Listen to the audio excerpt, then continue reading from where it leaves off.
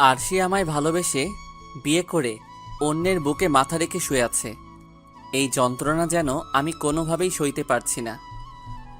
আমার কাছে একটাই পথ আছে বর্তমানে এই যন্ত্রণা থেকে মুক্তি পাওয়ার, তা হলো মৃত্যু। কিচেন থেকে ছুরি নিয়ে এসে নিজের বুকে লাগাতার আঘাত করতে লাগলাম, কিন্তু তাতেও শেষ নিঃশ্বাস ত্যাগ হচ্ছে না। তবে মৃত্যুকে নিজের চোখের সামনে দেখতে পাচ্ছি আমি। পেটের ভিতর থেকে ভাড়াল বেরিয়ে আসছে, কিন্তু আমার কাছে এই কষ্টটাও কম মনে হচ্ছে আরশির দেওয়া কষ্ট থেকে। না, আমি যত তাড়াতাড়ি দুনিয়া থেকে বিদায় হব ততই আমার জন্য ভালো। চিরতরে কষ্ট কমে যাবে আমার জীবন থেকে, আর সেই মানুষটাও অন্যের বুকে ভালো থাকবে। সেভাবেই রক্তাক্ত অবস্থায় জানালার পাশে টাঙানো কাপড় শুকানোর দড়িটা খুলে নিয়ে সিলিং ফ্যানের সাথে শক্ত করে বেঁধে নিলাম। তারপর ফাঁস এঁটে সেটাতে ঝুলে পড়লাম। নে, মুক্ত করে দিয়েছি তোদের সবাইকে। আমি নামক মানুষটা দুনিয়ার জন্য একটা জলজ্যান্ত ডাস্টবিন ছিলাম। সবাই আমার মুখে এসে ময়লা ছুঁড়ে ফেলতো, কিন্তু এবার আমি নিজেকে গুটিয়ে নিয়েছি। এবার দেখি তাদের প্রয়োজন পড়ে কিনা আমার মুখে ময়লা ফেলার জন্য। এবার দেখি তারা দুর্গন্ধময় জিনিসগুলো কোথায় গিয়ে ফেলে। মৃত দেহটা সিলিং ফ্যানের সাথে ঝুলছে। দেহটাতে আর কোনো প্রাণ নেই। আমার প্রাণ ভোমরা সে দেহটাকে মুক্ত করে দিয়েছে।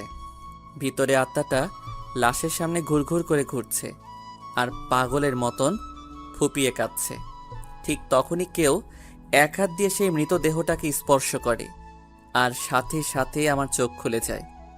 আমার চোখ খুলতেই দেখি আরশি আমার দিকে চোখ বড় বড় করে তাকিয়ে আছে। হাই আকাশ, কি হয়েছে তোমার?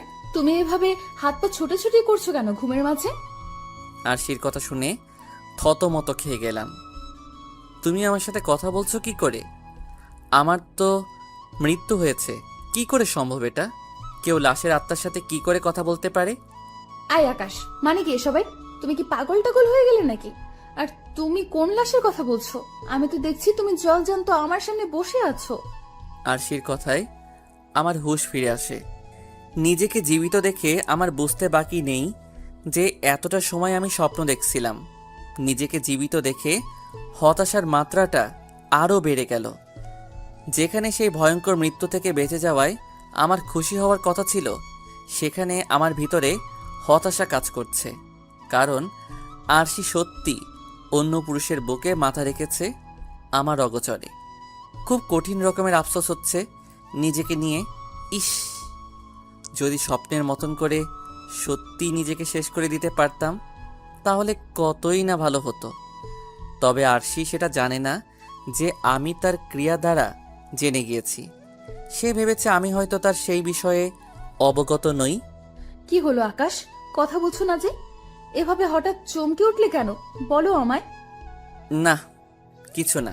তাহলে শুয়ে পড়ো। আর হ্যাঁ, আমার ঘুমের একটু খেয়াল রেখো, যাতে করে তোমার বেহুদা কাজে আমার ঘুমের ব্যাঘাত না ঘটে। এবার আর চুপ করে থাকতে পারলাম না। আরশি, আমার এসব তোমার বেহুদা মনে হয়? হ্যাঁ, অবশ্যই বেহুদা মনে হয়। কারণ যেখানে তুমি তোমার সমস্যার কথা নিজের স্ত্রীকে খুলে বলতে পারছো না, তাহলে সেসব কিছু বেহুদা নয় কি? স্ত্রী? তুমি কি এখন আমার স্ত্রী আছো? আকাশের কথা শুনে আরশি ঘাবড়ে যায়। আই, মানে কি? কি কি বলতে চাইছো? না, কিছু না।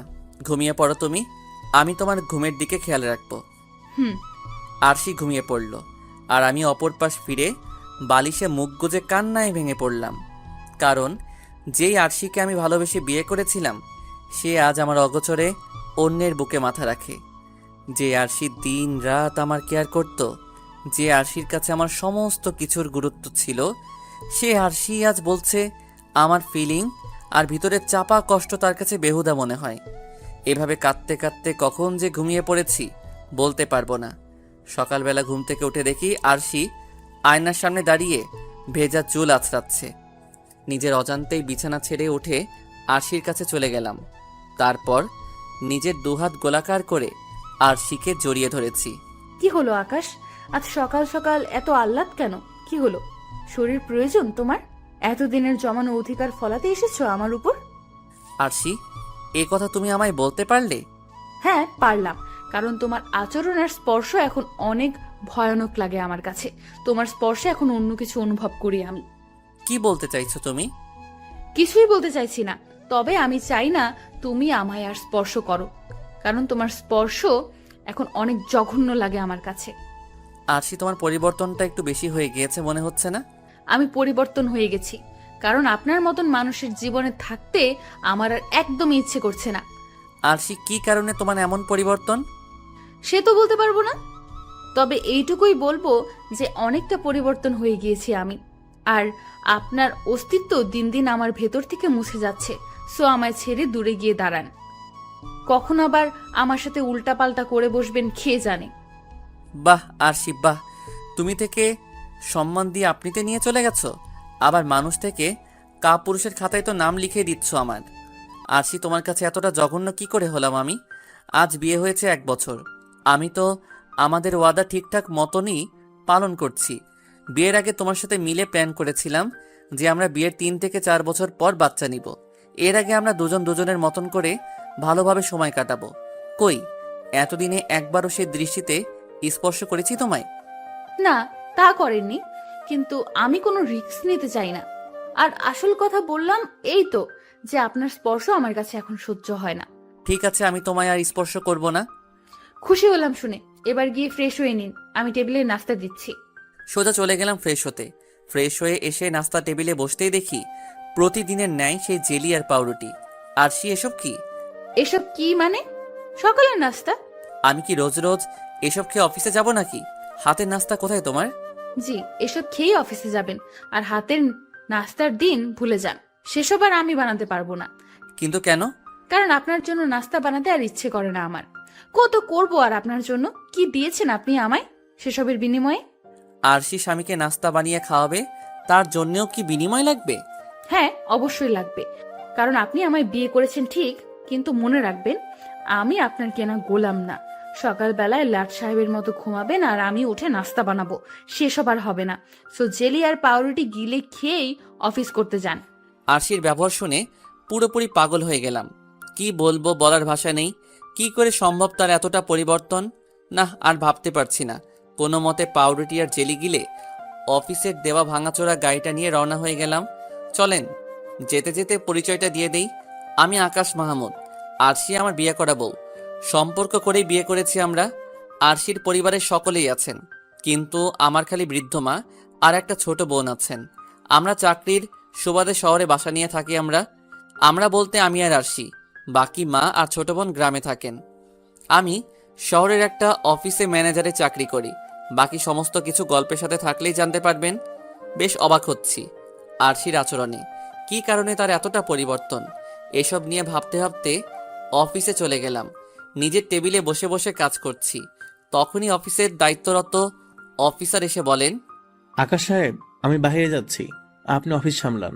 স্যার, একটু পর তো একটা জরুরি মিটিং আছে। এমডি স্যার মেইল করে বলেছে মিটিংয়ে থাকতে আপনাকে। তিনি যদি শুনে যে আপনি মিটিংয়ে ছিলেন না, তখন তিনি রেগে যাবেন। হুট করে লোকটা আকাশের উপর গরম হয়ে যায়। এই বেটা, তুই আমার মুখের উপরে কথা বলিস কি করে? এই অফিসের এমডি বর্তমানে আমি, আমার উপরে কেউ নেই এখন অফিসে। আর আসল এমডি তো দেশের বাইরে। সো কেউ আমায় কিছু বলার মতো সাহস রাখে না এই অফিসে। সো অফিস যাক জাহান্নাম। আমি গাড়ি নিয়ে বের হলাম, আর তুই এদিকটা সামলা। তারপর লোকটা অফিস থেকে বেরিয়ে গেল। লোকটার আচরণ আমার কাছে জঘন্য লাগে একদম। আসল এমডি দেশের বাইরে থাকে বলে নিজেকেই এই প্রতিষ্ঠানের মালিক দাবি করে সে। যার সাথে যেমন ইচ্ছা তেমন ব্যবহার করে। এত অহংকার থাকবে না বেটা, বুঝলি? এসব নিয়ে ভাবছিলাম, তখনই বাসার দারোয়ান আমায় ফোন দিয়ে বলে, স্যার, ম্যাম বেরিয়েছে ঘর থেকে রেডি হয়ে। দারোয়ানের কথা শুনে সোজা বেরিয়ে গেলাম। বাসার দারোয়ানকে আরশির পিছু নিতে বলেছি। আমি তাড়াতাড়ি গাড়ি টেনে দারোয়ানের কাছে চলে গেলাম। স্যার, ম্যাম আর একটা লোক এই বাড়িতে প্রবেশ করেছে, আর লোকটা এই গাড়ি করে এসেছে। দারোয়ানের কথা মতন গাড়ির দিকে নজর পড়তেই মাথা ঘুরতে লাগলো, কারণ এটা তো আমার অফিসের গাড়ি, যেই গাড়িতে কিনা অফিসের দায়িত্বরত অফিসারটা চলাফেরা করে। মাথায় পুরোপুরি আগুন ধরে যাচ্ছে আমার। তার মানে কি আরশি আর আমার অফিসের সেই লোক? না, আর ভাবতে পারছি না আমি। আমি তো আগে ভাবতাম অন্য কেউ, কিন্তু এই লোকই যে আমার আরশির সাথে। দারোয়ান চাচা, আপনি চলে যান। ঠিক আছে। দারোয়ান চাচা চলে গেল। আর এদিকে আমার পা গির গির করে কাঁপছে। তাও গুটি গুটি পায়ে বাড়ির সামনের দিকে এগিয়ে গেলাম। বাড়ির দরজার সামনে যেতেই দেখি হাসাহাসির আওয়াজ আসছে। হঠাৎই চোখ গেল দরজার দিকে, যে তারা দরজা আটকায়নি। আমি কোনো কথা না বলেই দরজা খুলে সোজা ঘরে ঢুকে গেলাম। তখনই নজর গেল ঘরের ভিতরে থাকা বিছানার দিকে, যার উপরে দুজন মানুষ পুরোপুরি বস্ত্র খুলে মিলন করছে। আমি সাথে সাথে চোখ হাত দিয়ে নজর ঘুরিয়ে ফেললাম। আমার ভিতরে যেন তুফান বইছে সেই দুটো মানুষকে দেখে। ইচ্ছে করছে কুপিয়ে মেরে ফেলে সেই দুটো মানুষকে, যারা আমার সাথে বিশ্বাসঘাতকতা করেছে। মনের ইচ্ছাটাকে জেদে পরিণত করে ফেললাম। হ্যাঁ, আজ দুটোকে একদম চিরতরে দুনিয়া থেকে বিদায় করে দিব। কিন্তু তৎক্ষণাৎ আবার বুক কাঁপতে শুরু করলো, কারণ জেদ তো উঠেছে, কিন্তু তাদেরকে মেরে ফেলার স্টেপস নিতে বুক কাঁপছে আমার। দ্বিধাদ্বন্দ্বে পড়ে গেলাম, কি করব আমি। নিজের দ্বিধাদ্বন্দ্ব আর জেদের মাঝখানে ভয়ঙ্কর এক বিস্ফোরণ ঘটে গেল। দ্বিধাদ্বন্দ্ব আর জেদ, এই দুটো থেকে কাকে বেছে নিব সেই ডিসিশন নিতে না পেরে আমার সামনে বরাবর একটা কাচের টি টেবিল রাখা ছিল, সেটার মধ্যে সজোরে হাত দিয়ে পাঞ্চ করে বসলাম। সাথে সাথে টি টেবিলের কাচ ভেঙে আমার হাতে ঢুকে গেল। সেই দুটো মানুষ আমার উপস্থিতি টের পেয়ে বিছানা ছেড়ে উঠে গিয়ে নিজেদের বস্ত্রহীন শরীরটাকে কাপড় দিয়ে ঢাকতে ব্যস্ত হয়ে পড়ল। আর শরীর ঢাকতে ঢাকতে বলতে লাগলো, এই যে আকাশ সাহেব, আপনি এখানে কি করছেন? আমি এখানে কি করছি মানে? আপনি আমার স্ত্রীর সাথে অবৈধ মেলামেশা করছেন, আর আমাকেই বলছেন আমি এখানে কি করছি? আকাশ সাহেব, মাথার রক্ত গরম করবেন না বলে দিলাম। আপনার বউয়ের সাথে অবৈধ মেলামেশা করেছে মানে? কোন দিক থেকে আপনার বউ হয় সে? আরশি আমার বিয়ে করা বউ। আকাশের মুখে আরশির কথা শুনে লোকটা গলার সাউন্ড কমিয়ে ফেলে আর নরম সুরে বলতে থাকে। আকাশ সাহেব, আপনি ভালো করে লক্ষ্য করে দেখুন এটা আপনার আরশি কিনা। আর আমি আপনার বউয়ের সাথে অবৈধ মেলামেশা কেন করতে যাবো খামোখা, নিজের বউ রেখে? আর এই মেয়ে কোন দিক থেকে আপনার বউ? সে তো আমার বিবাহিত স্ত্রী মিলি। এই মিলি, তুমি একটু আকাশ সাহেবকে নিজের চেহারাটা ভালো করে দেখাও তো। লোকটার কথা মতন সেই মেয়েটা নিজের শরীর ঢেকে নিয়ে আকাশকে ভালো করে নিজের চেহারা দেখায়। মেয়েটার চেহারা দেখে আকাশ থতমত খেয়ে যায়। কি করে সম্ভব এটা? এই মেয়ে তো সত্যি আমার বউ নয়, এই মেয়ে তো অন্য কেউ। আর সেই লোকটা তো দাবি করছে এই মেয়েটা তার বিবাহিত স্ত্রী। তার মানে কি ওনার কথাগুলোই সত্যি? তাহলে দারোয়ান আমায় ভুল তথ্য কেন দিল? স্যার, দুঃখিত। আমার আচরণের জন্য নিজের কাজেই লজ্জা লাগছে, কারণ কারোর বাসায় এভাবে অনুমতি না নিয়ে হুটহাট ঢুকে গেলাম, তারপর আবার যেমন তেমন অবস্থায় পড়ে গেলাম। আকাশ সাহেব, আপনি আমার ঘর থেকে বের হন। আপনার সাথে আমার বোঝাপড়া আছে। আপনার কত বড় সাহস যে আপনি আমার পিছু করতে করতে আমার বাসা অবধি চলে আসেন, আবার অনুমতি না নিয়ে বাসায় প্রবেশ করে বসেন। আপনার চাকরি তো আমি পুরোপুরি খেয়ে দিব। আপনার এই বেয়াদবিমূলক আচরণ চরম শাস্তি পাবেন আপনি। স্যার, আমার আচরণের জন্য সরি। আমি আপনার কাছে ক্ষমা চাওয়া ছাড়া আমার কাছে আর কোনো উপায় নেই, তাই মন থেকে ক্ষমা চাচ্ছি। এবার আপনি ক্ষমা করবেন কি না করবেন সেটা আপনি জানেন। আর আপনার যদি ইচ্ছে হয় আমার চাকরি খেয়ে দিবেন, তাহলে সমস্যা নেই আমার, কারণ দোষ যেহেতু করেছি তাহলে সাজা তো পেতেই হবে। চললাম স্যার। তারপর মানুষটার বাসা থেকে বের হয়ে আসলাম, কিন্তু আমার মাথায় খেলছে না যে দারোয়ান আমায় মিথ্যে কেন বলল। পকেট থেকে ফোনটা বের করে সাথে সাথে দারোয়ানকে ফোন দিলাম। চাচা, আপনি আমায় ভুল তথ্য কেন দিলেন? আমি কেন মিথ্যা তথ্য দিতে যাব বাজান আপনাকে? তাহলে এই বাসায় এসে তো আমি আমার বউকে খুঁজে পাইনি। বাজান, বিশ্বাস করেন, আপনার বউ সেই বাসায় এই ঢুকেছে। আমি নিজের চোখে দেখেছি ম্যামকে সেই বাসার ভিতরে প্রবেশ করতে লোকটার সাথে। তাহলে আমি সেখানে গিয়ে আরশিকে পেলাম না কেন? বাজান, সে তো আমি জানি না। আমি যা দেখেছি আর আপনি আমাকে যেমনটা আদেশ করেছেন আমি সেই অনুযায়ী করেছি। এর মাঝে কোনো মিথ্যা সিদ্ধা নেই। ম্যাম সেই বাসাতেই প্রবেশ করেছে। দারোয়ান চাচার কথা শুনে সমস্ত কিছু যেন মাথার উপর দিয়ে যাচ্ছে আমার।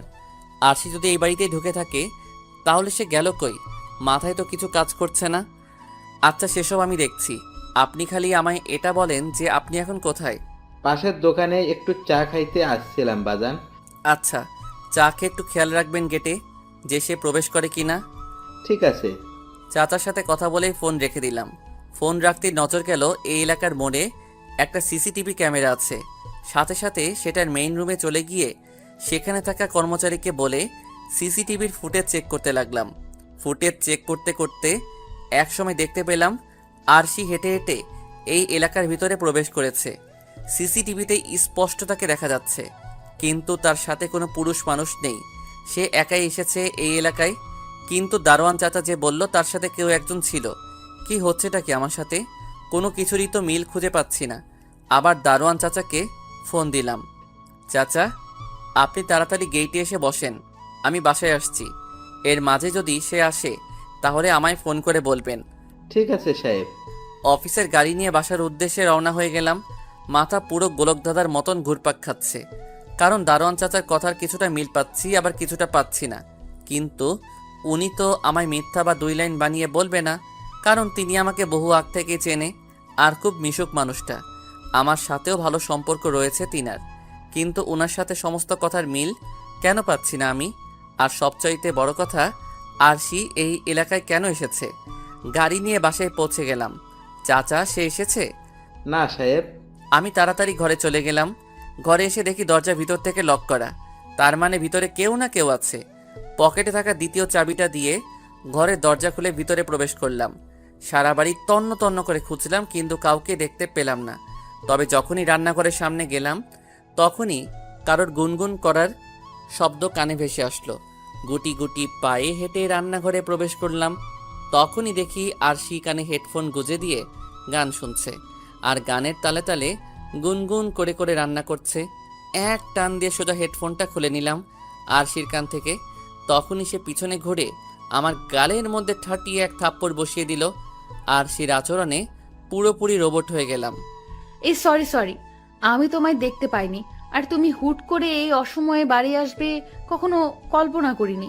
আমি ভেবেছি কে না কে, তাই অমন আচরণ করে ফেলেছি। সরি, আমার ভুল হয়ে গেছে। ঠিক আছে, সমস্যা নেই, কিন্তু তুমি আমায় আপনি ডাকবে না তুমি ডাকবে সেটা আগে ডিসাইড করো। সেটা সময়ের উপরে নির্ভর, পরিস্থিতি আর সময় অনুযায়ী সেই আপনি আর তুমির পার্থক্য বা ব্যবহার হবে। যখন যেটা খাপ খাবে আমি সেটা বলে সম্বোধন করব। সময়ে আপনি, সময়ে তুমি। ঠিক আছে, সেটা নিয়েও কিছু বললাম না। তোমার যা ভালো লাগে ডেকো, কিন্তু এখন এটা বলো যে তুমি কোথায় গিয়েছিলে। সেটা তো বলা যাবে না, কোথায় গিয়েছিলাম। আরশি, আমি কিছু জিজ্ঞেস করেছি, কিন্তু সবসময় কিন্তু কম্প্রোমাইজ করা আমার পক্ষে সম্ভব হবে না। সো কোথায় গিয়েছিলে তাড়াতাড়ি বলো। বললাম তো সেটা আমি বলতে পারবো না। এবার তো আর নিজেকে দমিয়ে রাখা সম্ভব না। এই পরিস্থিতিতেও নিজেকে দমিয়ে রাখা মানে কাপুরুষের খাতায় নাম লেখা। খপ করে আশির গলা চেপে ধরে তাকে দেওয়ালের সাথে লাগিয়ে ফেললাম। জানোয়ার, আমায় বলবি কেন? আমায় তো বলার মতন কোনো সাহস নেই তোর। অন্য পুরুষ নিয়ে যে রং তামাশা করতে গিয়েছিলি সেসব কি আমায় বলতে পারবি নাকি তুই? সেই সৎ সাহস কি তোর মাঝে আছে নাকি? আরশি কোনো কথা বলে না, সে আকাশের আচরণে কান্না করে দেয়। এই চরিত্রহীনা, এখন ন্যাকামো করিস না। তোর সমস্ত কিছু জেনে গিয়েছি আমি। তোর মাঝে যে এতটা নোংরামি বসবাস করছে তা আগে জানতাম না। কিসের কমতি রেখেছি তোর? তারপরেও কেন এসব করিস তুই? আমার মাঝে যদি কোনো ধরনের কমতি থাকে তাহলে খুলে বল আমায়। কিন্তু তুই সেটা না করে পর পুরুষের সাথে গোপনে কি করিস? উত্তর দে কথার। আরশি চুপ করে আছে। কি রে, উত্তর দিতে বলেছি না তোকে? তাও আরশি চুপ করে আছে আর কান্না করছে চোখের পানি ছেড়ে। রাগ উঠে যাচ্ছে মেয়েটার আচরণে। কথার উত্তর না পেয়ে ঠাস ঠাস করে অনেক কয়টা থাপ্পড় বসিয়ে দিলাম আরশির গালে। থাপ্পড়গুলা এত জোরে মেরেছি যে তার ঠোঁটের অনেকটা অংশ কেটে গিয়ে চুইয়ে চুইয়ে রক্ত পড়ছে। এত কিছুর পরেও সে চুপ করে আছে। কি পরিমাণ রাগ যে উঠছে তা ভাষায় প্রকাশ করা যাবে না। তখনই ফোনটা বেজে উঠল। পকেট থেকে ফোন বের করে রিসিভ করলাম। মিস্টার আকাশ, আপনি অফিসে আসেন তাড়াতাড়ি। বলেছিলাম না আপনার সাথে আমার একটা হিসাব নিকাশ আছে? একদম পাক্কা হিসাব নিকাশ করবো আজকে। জি, আমি আসছি। তারপর ফোন রেখে দিয়ে আরশিকে ছেড়ে দিলাম। তাকে ছেড়ে দিতেই সে রান্নাঘর থেকে বেরিয়ে চলে গেল, আর আমি তেড়ে ফুড়ে অফিসে চলে গেলাম। অফিসে পৌঁছাতেই সে অফিসার আমায় ডেকে একটা কাগজ হাতে ধরিয়ে দিল। স্যার, এটা কি? Resign letter. কিন্তু এটা দিয়ে আমার কাজ কি? আপনার কাজ আপনি অফিস থেকে রিজাইন করে চলে যান। আপনার মতন বেয়াদব লোক এই অফিসে দরকার নেই। আমি এমডি স্যারের সাথে আপনার বিষয়ে কথা বলে নেব। স্যার, মুখের ভাষা ঠিক রেখে কথা বলেন, না হয় তুফান কোন দিক দিয়ে উঠবে নিজেও টের পাবেন না। আর হ্যাঁ, রিজাইন লেটার কেন? আপনার যদি ক্ষমতা থাকে তাহলে আপনি আমায় বের করে দেখান অফিস থেকে। কাপুরুষের মতন রিজাইন লেটারে সই করিয়ে বের কেন হতে বলছেন?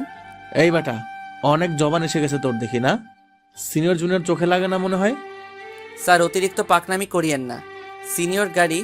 সিনিয়রগিরি একদম বের করে দিব। এমডি স্যারের কাছে সোজা মেইল করে বলবো যে আপনি অফিস টাইমে অফিস না করে বাসায় গিয়ে বউয়ের সাথে মিলন করায় ব্যস্ত থাকেন। তখন উল্টো আপনার চাকরির 12টা বাজবে। কি, তুই আমাকে হুমকি দিচ্ছিস?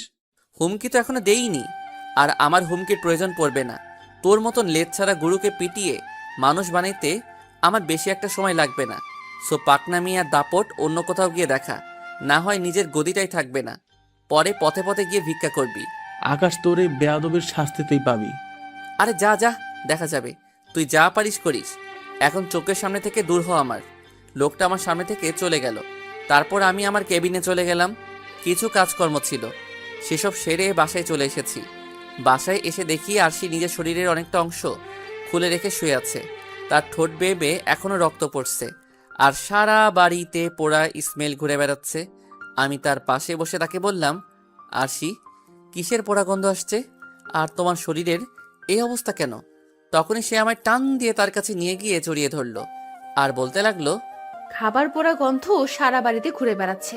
তবে তুমি টেনশন করিও না, আমি চুলো অফ করে দিয়ে এসেছি, আর শরীর থেকে কাপড় সরিয়ে রেখেছি তোমার জন্য। মানে কি আরশি? আরশি হুট করেই আকাশের শরীরে চুমু খেতে শুরু করে। আকাশ যেন কিছুই বুঝে উঠতে পারছে না। সে কিছু বুঝে ওঠার আগেই আরশি তাকে বশ করে ফেলে। সে আরশির শরীরের মোহে আটকে গেছে। সেও পাগল হয়ে যায় আরশির স্পর্শে। সে তার শরীরটাকে আরশির শরীরের সঙ্গে একদম মিশিয়ে দেয়। মোট কথায় বলতে গেলে স্বামী স্ত্রীর মিলন ঘটেছে আজ। বেশ অনেকটা সময় এভাবে কাটে। তারপর আকাশ আরশিকে ছেড়ে দিয়ে গিয়ে ফ্রেশ হতে চলে যায়, কিন্তু আরশি একদম চুপ হয়ে যায়। পুরোটা রাত কাটে নিস্তব্ধতায়। আরশি একটা ওয়ার্ডও কথা বলে না আকাশের সাথে। রাতের বেলায় দুজনেই শুয়ে পড়েছে। আকাশের মনটা আজ কেন জানি অনেক ফুরফুরা। খুশির জোয়ার বইছে তার ভিতরে। হয়তো সে আরশিকে এতটা কাছে পেয়েছে, তাই তার ভিতরে খুশির জোয়ার বইছে। তাছাড়া সে আরশির কুমারিত্বর মাঝে কোনো দাগ বা কলঙ্ক পায়নি, তাই সে আজ ভীষণ খুশি। কিন্তু সেও নিজেও জানে না, বা তার কল্পনাতেও নেই যে তার সাথে আজ রাতে কি ঘটতে চলেছে। রাত বাজে 3টা। এত পরিমাণ খুশির জোয়ার বইছিল ভিতরে যে সেসব নিয়ে কল্পনা জল্পনা করতে করতে গভীর নিদ্রায় চলে গিয়েছি। কিন্তু হঠাৎই ঘুমের মাঝে কিছু উপলব্ধি করতে পারলাম যে কেউ আমার পা ধরে কিছু একটা করছে, হয়তোবা দড়ি জাতীয় কিছু একটা দিয়ে আমার পা বাঁধছে কেউ একজন। কিন্তু আমি শিওর নই যে কি ঘটছে আমার সাথে, কারণ আমার চোখে এখনো ঘুমের রেশ।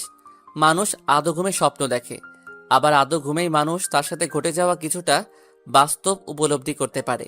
তাই আমি ঘুমের মাঝে দোটানায় ভুগছি যে এটা কি স্বপ্ন না বাস্তব। চোখ খোলার আপ্রাণ চেষ্টা করছি, কিন্তু আমার চোখ জোড়া খুলছে না।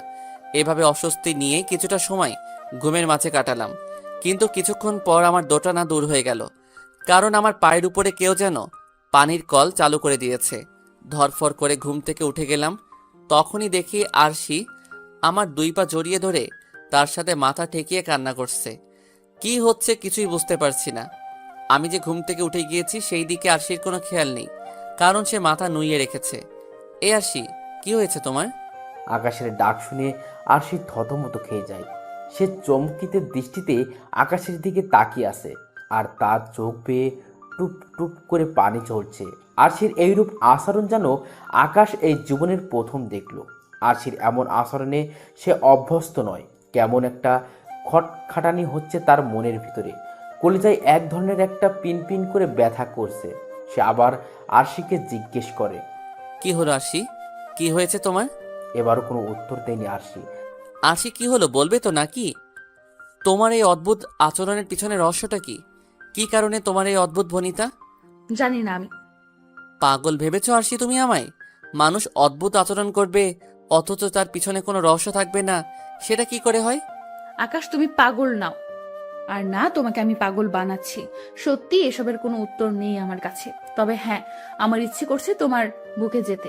আমার ইচ্ছে করছে তোমার সাথে খুব করে ঘনিষ্ঠতা করতে। আমার ইচ্ছে করছে তোমার সেই হৃদয়ে কাঁপানো স্পর্শ পেতে। বুকে টেনে নাও না আমায় আকাশ, আজ তোমার জন্য উন্মুক্ত। যা খুশি করো তুমি আমার সাথে। আজ তোমায় কোনো ধরনের বাধা দেব না আমি। আরশি, তুমি কি পাগল হয়ে গেছো? না, পাগল হইনি, কিন্তু ইচ্ছে করছে তোমার ছোঁয়ায় পাগল হয়ে যেতে। আরশি, তোমার এমন অদ্ভুত আচরণের আগামাথা আমি খুঁজে পাচ্ছি না আমি। তবে হ্যাঁ, কিছুটা আন্দাজ করতে পারছি আমি যে তুমি আমার সাথে আবার মিলন করতে চাও। হ্যাঁ, ঠিকই ধরেছি। প্লিজ আমায় বুকে টেনে নাও না। মেয়েটার কথা শুনে কেমন যেন লাগছে। আরশি, কি হয়েছে তোমার? এমন আচরণ তো এর আগে কখনো করনি তুমি। আর তাছাড়া রাতে শোয়ার সময় তো মিলন করেছি তোমার সাথে। তাহলে এখন আবার মিলন করতে চাইছো কেন তুমি? তুমি কি সেক্সে অ্যাডিক্টেড হয়ে গিয়েছো, নাকি সেক্স করা তোমার পেশা হয়ে গিয়েছে? কোনটা? আকাশের কথা শুনে আরশির চোখ বড় বড় করে তাকিয়ে আছে আকাশের দিকে। সে যেন এই আকাশকে আগে কখনো দেখেনি, এমন ভয়ঙ্কর দৃষ্টিতে তাকিয়ে আছে সে। কি হলো, ভূত দেখে ফেলেছো মনে হয়? আকাশ, তুমি এত বড় কথা বলতে পারলে আমায়? কোনো না কোনোভাবে ইঙ্গিত করলে যে আমি পুরুষের শরীরতায় বা পুরুষের স্পর্শে আসক্ত। আরশি, সেটা বলিনি আমি তোমায়। তাহলে এত বড় কথা বলতে একবারও দ্বিধাবোধ করলে না তুমি? আমায় কি তোমার নষ্টা মেয়ে বলে মনে হয়? শোয়ার সময় তো আমার সাথে মিলন করেছিলে তুমি। পেয়েছো কি কোনো পুরুষের ছাপ আমার শরীরে? পেয়েছো কি আমার সতীত্বের কোনো কলঙ্ক? তোমার ভিতরে কোনো কমতি বা দোষ আমি খুঁজে পাইনি। কিন্তু হ্যাঁ, তুমি শরীরের ভাগ অন্য কাউকে দিয়ে নিজের শরীরে নষ্টার সিলমোহর লাগাওনি, সেটা আমি বড় গলায় বলতে পারবো না। আকাশ, আজ এত শক্ত শক্ত কথা বলছো তুমি আমায়। একটিবারও কি তোমার মুখে আটকাচ্ছে না? কিভাবে পারছো এমন অদ্ভুত আচরণ করতে? আরশি, হ্যাঁ, অদ্ভুত আচরণ করছি আমি, কিন্তু তুমিও তার বিপরীত নও। তোমার আচরণেও আজ ভিন্ন কিছু লক্ষ্য করেছি আমি। আর হ্যাঁ, মুখে আটকালেও আজ বলতে হচ্ছে কিছু কথা, কারণ কিছু জিনিস চোখে পড়েছে আমার, তাই না বলে আর থাকতে পারছি না। আর শোনো, কিছু মানুষের কুমারিত্ব একেবারে নষ্ট হয় না। কিছু মানুষের কুমারিত্ব অধিক কয়বার মিলন করলে গিয়ে তারপর নষ্ট হয়। তাহলে তুমি বলো যে তোমার সেসব আচরণ আমার চোখে পড়ার পরেও আমি কিভাবে তোমায় বিশ্বাস করব? কারণ সেসব তো আমি নিজের চোখে দেখেছি। আকাশ, স্টপ প্লিজ। আর বলিও না ওসব কথা। আমার কানের পর্দা ফেটে যাচ্ছে তোমার এসব কথা শুনে। তবে শেষ একটা কথা মাথায় রেখো, আজ তোমার সাথে ঘনিষ্ঠতা করতে চেয়েছি অন্য একটা কারণে। আর মানুষের চোখের দেখাতেও কোনো ভুল হয়, তোমারও হয়তো তাই হয়েছে। হ্যাঁ, হতে পারে, কিন্তু একাধিকবার মানুষ চোখে ভুল দেখে না, তাই তোমার ভুল দেখার বিষয়টা বিশ্বাস করতে পারছি না। আকাশ, সময় যেন অনুশোচনা না হয় সেই দিকে কিন্তু ভালোভাবে খেয়াল রেখো। তোমার কথার কোনো উত্তর এই আজ আমার কাছে নেই, না আছে নিজেকে নির্দোষ দাবি করার কোনো প্রমাণ। কিন্তু একটা সময় তুমি সবটাই বুঝে যাবে। সময় হলে দেখা যাবে। এবার ঘুমিয়ে পড়ো তুমি। আমার কাছে টানবে না এটাই ফাইনাল? ভেবেচিন্তে বলবে কিন্তু, কারণ হয়তো এরপর আর সুযোগটা পাবে না তুমি। না, তোমায় আজ আর কাছে টানবো না, এটাই ফাইনাল। কারণ আমার মতে একটা মানুষ একদিনে একাধিকবার মিলন করতে পারে না। আর যারা করে তাদের ভিতরে ভালোবাসা থেকে নারীর শারীরিক ভোগ করার খিদেটা বেশি বলে আমি মনে করি। সো আমার দ্বারা আজ আর এসব হবে না। অন্য কোনো দিন যখন তোমায় খুব করে কাছে টানতে ইচ্ছে করবে, তখন ভালোবাসা দিয়ে রাঙিয়ে দিব তোমায়। আচ্ছা ঠিক আছে, ঘুমিয়ে পড়ো। বাট আমি তোমায় নিজ ইচ্ছায় আজ জড়িয়ে ধরছি। প্লিজ এটা নিয়ে কিছু বলো না তুমি। ঠিক আছে। তারপর মেয়েটা আমায় জড়িয়ে ধরে বুকে মুখ গুজে দিল। আমি তার এই অদ্ভুত আচরণ নিয়ে ভাবনা চিন্তায় বিভোর। কিছু সময় পরে ভেবেচিন্তে একটা উত্তর পেলাম। হয়তো তার সত্যি জেনে গেছি বিদায় সে আমায় কাছে টেনে সেসব ভোলানোর ট্রাই করছে। কিন্তু আমি তো ভুলবো না, দোষকে কখনোই ঢাকবো না আমি। হয়তো ভুলের ক্ষমা হবে, কিন্তু মনে সেসব পুষে রেখে ভালোবাসবো না। দেখতে দেখতে আরো কিছুটা সময় কেটে গেল। মেয়েটা আমার বুকে পড়ে পড়ে শান্তির ঘুম ঘুমাচ্ছে। মেয়েটার ঘুমন্ত চেহারার দিকে নজর যেতেই সমস্ত কিছু ভুলে গেলাম আমি। আপনা আপনি মেয়েটার কপালে চুমু খেতে শুরু করলাম। শুধু তার কপালে নয়, তার সারা মুখমণ্ডলে চুমু খাচ্ছি। কিন্তু হঠাৎই তার চোখে নোনা পানি আমার ঠোঁটে এসে লাগলো, আর সাথে সাথে বুকটা ছ্যাঁত করে উঠল। কেমন যেন খারাপ লাগা কাজ করছে এখন, কারণ একটা সময় মেয়েটার চোখের পানি আমার সহ্য হতো না। আর আজকে কিভাবে যে সহ্য করলাম তা আল্লাহ ভালো জানে। মেয়েটা ঘুমিয়ে পড়েছে, আমিও পড়ে গেলাম, তার সাথে সাথে ঘুমিয়ে পড়লাম। সকালবেলায় ঘুম ভাঙতে দেখি 10টা 15 বাজে। ইন্নালিল্লাহ, অফিস টাইম তো পার হয়ে যাচ্ছে। অলরেডি 15 মিনিট লেট আমি। এদিকে আরশি এখনো আমায় জড়িয়ে ধরে ঘুমিয়ে আছে। এই আরশি, উঠে পড়ো, আমার অফিস টাইম চলে যাচ্ছে। মেয়েটাকে ডেকে দিয়ে তাকে নিচে থেকে ছাড়িয়ে নিয়ে তড়ি ঘড়ি করে উঠে পড়লাম। উঠে ওয়াশরুমে এসে ফ্রেশ হয়ে নিয়েছি। ওয়াশরুম থেকে বের হয়ে রেডি হয়ে নিলাম। তারপর রুমে এসে দেখি আরশি বিছানায় বসে বসে ঝিমোচ্ছে। আজ আমার আর সকালে নাস্তা খাওয়া হবে না। আরশির কপালে ঠোঁট জোড়া লাগিয়ে দিয়ে গাঢ় করে একটা চুমু খেলাম। আরশি তুমি থাকো, আমি অফিসে চলে যাচ্ছি। তুমি ঘুম থেকে উঠে কিছু একটা বানিয়ে খেয়ে নিও। কেন, তুমি খাবে না? না, আমার অফিস টাইম পেরিয়ে যাচ্ছে। আচ্ছা, অফিসে কিছু একটা খেয়ে নিও। ঠিক আছে। আরশিকে রেখে গাড়ি নিয়ে অফিসে চলে গেলাম। অফিসে এসে হালকা পাতলা কিছু খেয়ে নিয়েছি, তারপর নিজের মতন কাজ করছি। হঠাৎই আমার পুরনো কলিগ রিহা আমার সাথে দেখা করতে আসে। তার সাথে আমি অন্য একটা অফিসে চাকরি করতাম, আর তাছাড়া সে সম্পর্কে আরশির চাচাতো বোন লাগে। তার মাধ্যমেই আরশির সাথে আমার রিলেশন হয়েছে। কি রে, হঠাৎ তুই এখানে? কি করব বল, তোদের তো সময় নেই আমাদের খবর নেওয়ার, তাই নিজেই চলে এলাম। তোর অফিস নিয়ে আজকে? ছুটি নিয়েছি আজকে। ও, যাক, ভালোই হয়েছে এসেছিস। দুজনে মিলে একটু আড্ডা টাড্ডা দেওয়া যাবে। হুম, কিন্তু অফিসে আড্ডা দিবি নাকি? চল বাইরে কোথাও ঘুরে আসি, না হয় আমার বাড়ি চল, কারণ মাও তোকে দেখতে চেয়েছে। কি বলিস? অফিস টাইমে কি করে বেরোবো? আরে একদিন একটু বেরোলে কি হবে? আর তাছাড়া তুই তো ম্যানেজার অফিসের, তোকে কে কি বলবে? তাও কেমন না, হুটহাট অফিস থেকে বের হওয়া। আরে চল, কিচ্ছু হবে না, একদিনেরই তো ব্যাপার। চল, তোকে বাসায় নিয়ে গিয়ে স্পেশাল কফি বানিয়ে খাওয়াবো। ঠিক আছে, চল। রিহার সাথে তার বাসায় চলে গেলাম, কিন্তু তার বাড়ি গিয়ে দেখি পুরো বাড়ি নির্জন। কি রে, আন্টি কোথায়? হয়তো কোথাও বেরিয়েছে, এসে পড়বে হয়তো। চল আমার রুমে চল। রিহার সাথে তার রুমে গেলাম। তার সাথে রুমে যেতেই সে পিছন থেকে রুমের দরজা আটকিয়ে দিয়ে আমায় ধাক্কা দিয়ে খাটে ফেলে দিল। তারপর আমার উপরে উঠে বসলো। রিহা, কি করছিস কি এসব? কি করছি বুঝিস না? রিহা প্লিজ ছাড় তুই আমাকে। তোকে তো ছেড়ে দেওয়ার জন্য এখানে আনিনি।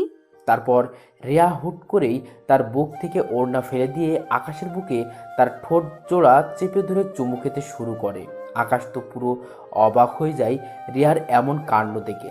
সে রিয়াকে বারবার বারণ করতে থাকে, কিন্তু রিয়া শোনে না। তাই আকাশ তাকে ধাক্কা দিয়ে তার ওপর থেকে রিয়াকে এক পাশে ফেলে দেয়, কারণ সে নিজের শরীরের ভাগ আশীর্বাদে অন্য কাউকে দিতে রাজি নয়। আকাশ খুব জটিল একটা মানুষ। যেখানে মানুষ নিরালয়ে মজা খুঁজে, সেখানে আকাশ রিয়াকে ধাক্কা দিয়ে খাটের এক পাশে ফেলে দিয়েছে।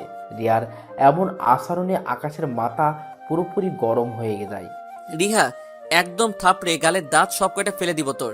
তুই ভালো করে জানিস যে আমি কেমন, তারপরেও তোকে এসব করার সাহস কে দিয়েছে? আকাশ, আমার তোকে চাই, তোর শরীরের সাথে নিজের শরীরের মিলন ঘটাতে চাই আমি আরো চাই তোর শরীরের যৌনতা প্লাস আমার শরীরের যৌনতার সাথে মিলে কিছু একটা হোক। আমি চাই তুই আমার শরীরের মজা পুরোপুরি লুটে নেয়। রিয়ার কথা শুনে আকাশের শরীরের রক্ত খলখল করছে। সে সোজা গিয়ে রিহার চুলের মুঠি ধরে ঠাস ঠাস করে কয়েকটা থাপ্পড় বসিয়ে দেয় রিহার গালে। আজকের পর যেন এরকম আচরণ আর কখনো না দেখি। অবশ্য আজকের পর আর তোর সাথে সম্পর্ক রাখবো না আমি। চিরতরে শেষ তোর সাথে আমার বন্ধুত্ব। আকাশের কথা শুনে রিয়া অট্ট হাসি হাসছে। আকাশের যেন এসব একদম সহ্য হচ্ছে না। সে তাড়াতাড়ি রিয়ার বাড়ি থেকে চলে আসে। রিয়া থাপ্পড় খাওয়ার পর আকাশকে আর কোনো ধরনের জোর করে না। সেও আপোষে আকাশকে যেতে দেয়। এদিকে আকাশ গাড়ি টেনে অফিসে চলে এসেছে। তার মাথায় যেন কিছুই কাজ করছে না। সে সোজা এসে নিজের কেবিনের ভিতরে চুপচাপ বসে আছে। তখনই অফিসের পিয়ন দৌড়ে এসে আকাশকে বলে, স্যার, মোবাইলটা অন করে খবরটা একটু দেখেন। কি হয়েছে জমির সাহেব? স্যার, আমি বাইরে নাস্তা করতে গিয়ে টিভিতে একটা নিউজ দেখেছি। আপনি তাড়াতাড়ি খবরের চ্যানেল দেখেন। পিয়নের কথা শুনে বুক ধরপড় করছে। ফোনের ডাটা চালু করে খবরের চ্যানেল ভিজিট করতে লাগলাম। সমস্ত খবরের চ্যানেলগুলোর ঘন্টার নিউজ প্রচার করা শেষ। বাকি আছে মাত্র আরটিভি চ্যানেল। সেটাতে চোখ পাকিয়ে তাকিয়ে আছি। হঠাৎই দেখতে পেলাম নিউজ রিপোর্টার একটা মেয়ের সুইসাইড নিয়ে আলোচনা করছে। একটা মেয়ে নাকি ব্রিজের উপর থেকে লাফিয়ে একটু আগে নিজের প্রাণ দিয়ে দিয়েছে। টিভির পর্দায় যখন সেই মেয়েটাকে দেখালো, তখন আমার হুশই উড়ে গেল। কারণ সেই মেয়েটার কেউ নয়, সেই মেয়েটা হলো আমার প্রিয়তমা আরশি। নিজেকে আর স্থির রাখতে পারলাম না, সাথে সাথে জ্ঞান হারিয়ে ফেললাম। যখন জ্ঞান ফিরে আসে তখন নিজেকে আবিষ্কার করলাম নিজের বাড়িতে, যে আমি আমার রুমের বিছানায় শুয়ে আছি, আর আশেপাশে অনেক মানুষজন। সেখানে আরশির মা বাবারাও রয়েছে। তার সমস্ত আত্মীয় স্বজন আমাকে দেখতে এসেছে। আমার জ্ঞান ফিরতেই আমি আরশির নাম ধরে ডাকতে লাগলাম, আরশি, এ আরশি, কোথায় তুমি? কিন্তু আরশি কোনো সাড়া শব্দ করল না। তখনই আরশির সেই ব্রিজ থেকে লাফিয়ে সুইসাইড করার কথাটা মনে পড়ল। পুরোপুরি মাতাল হয়ে গেলাম আমি সেসব কথা মনে করতেই। বিছানা ছেড়ে উঠে গেলাম আরশির নাম ধরে ডাকতে ডাকতে। এই আপনারা কেউ আমার আরশিকে দেখেছেন? কেউ আকাশের কথার কোনো উত্তর দিচ্ছে না। সবাই চোখের পানি ছেড়ে কান্না করছে। এই আপনাদের কি হয়েছে? আপনারা সবাই কান্না করছেন কেন? আকাশের কথা শুনে এবার আরশির আম্মু কান্না করতে করতে বলে, আরশি আর নেই, সে সুইসাইড করে মারা গিয়েছে। না, আমি এসব বিশ্বাস করি না। আর আরশি শুধু শুধু কেন সুইসাইড করতে যাবে? বাবারে, সেটা তো আমরাও বুঝতে পারছি না যে সে কেন এমন করেছে। তার এমন করার পেছনে রহস্য তো আমরা নিজেরাও জানি না। তার উত্তর তো শুধু আরশিই দিতে পারত, কিন্তু সে তো আর দুনিয়ায় নেই। তাকে গতকালই আমরা দাফন করে দিয়ে এসেছি মাটির নিচে। কি? আরশিকে আপনারা দাফন করে দিয়ে এসেছেন মানে? আর আমি কোথায় ছিলাম তাহলে তখন? বাবা, তুমি অফিসে সেন্সলেস হয়ে পড়ে গিয়েছিলে। পরে অফিসের কর্মচারী তোমার বাসায় দিয়ে যায়, আর আজ তোমার জ্ঞান ফিরে আসে। আমরা চেয়েছিলাম তোমার জ্ঞান ফিরলেই আরশির বাকি কাজ সম্পূর্ণ করব, কিন্তু আরশির দেহের অবস্থা ভালো ছিল না। একদম বিকৃত হয়ে গিয়েছে তার চেহারা। আমরা নিজেরাই তাকে চিনতে পারছিলাম না, এমন বীভৎস অবস্থা হয়েছে তার লাশের। তাই আমরা তাকে তাড়াতাড়ি দাফন করে দিয়েছি। ধ্রাম করে মাটিতে বসে পড়লাম। আমার যেন দুনিয়াদারির আর কোনো ঠিক ঠিকানা নেই। সমস্ত কিছুই যেন কেমন গুলিয়ে যাচ্ছে। মাটিতে বসে ছোট বাচ্চার মতন আরশি আরশি বলে চেঁচিয়ে চেঁচিয়ে কান্না করছি।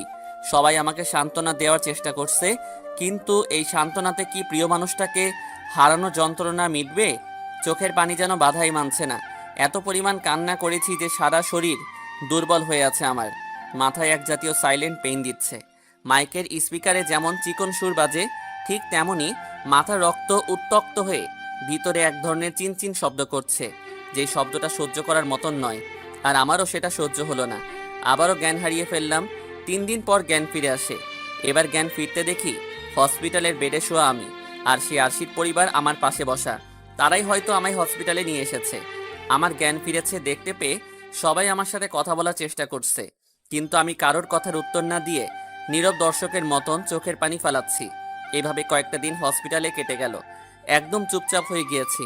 জ্ঞান ফেরার পরে এক লব্জ ও কারোর সাথে কথা বলিনি, খালি নীরবে চোখের পানি ঝরিয়েছি। হসপিটাল থেকে আমায় বাসায় আনা হলো। শরীরের কন্ডিশন ঠিক, বাট আমার মনের কন্ডিশন অনেকটাই বাজে হয়ে আছে। ভিতরে ভিতরে পুরো মানসিক রোগী হয়ে যাচ্ছি।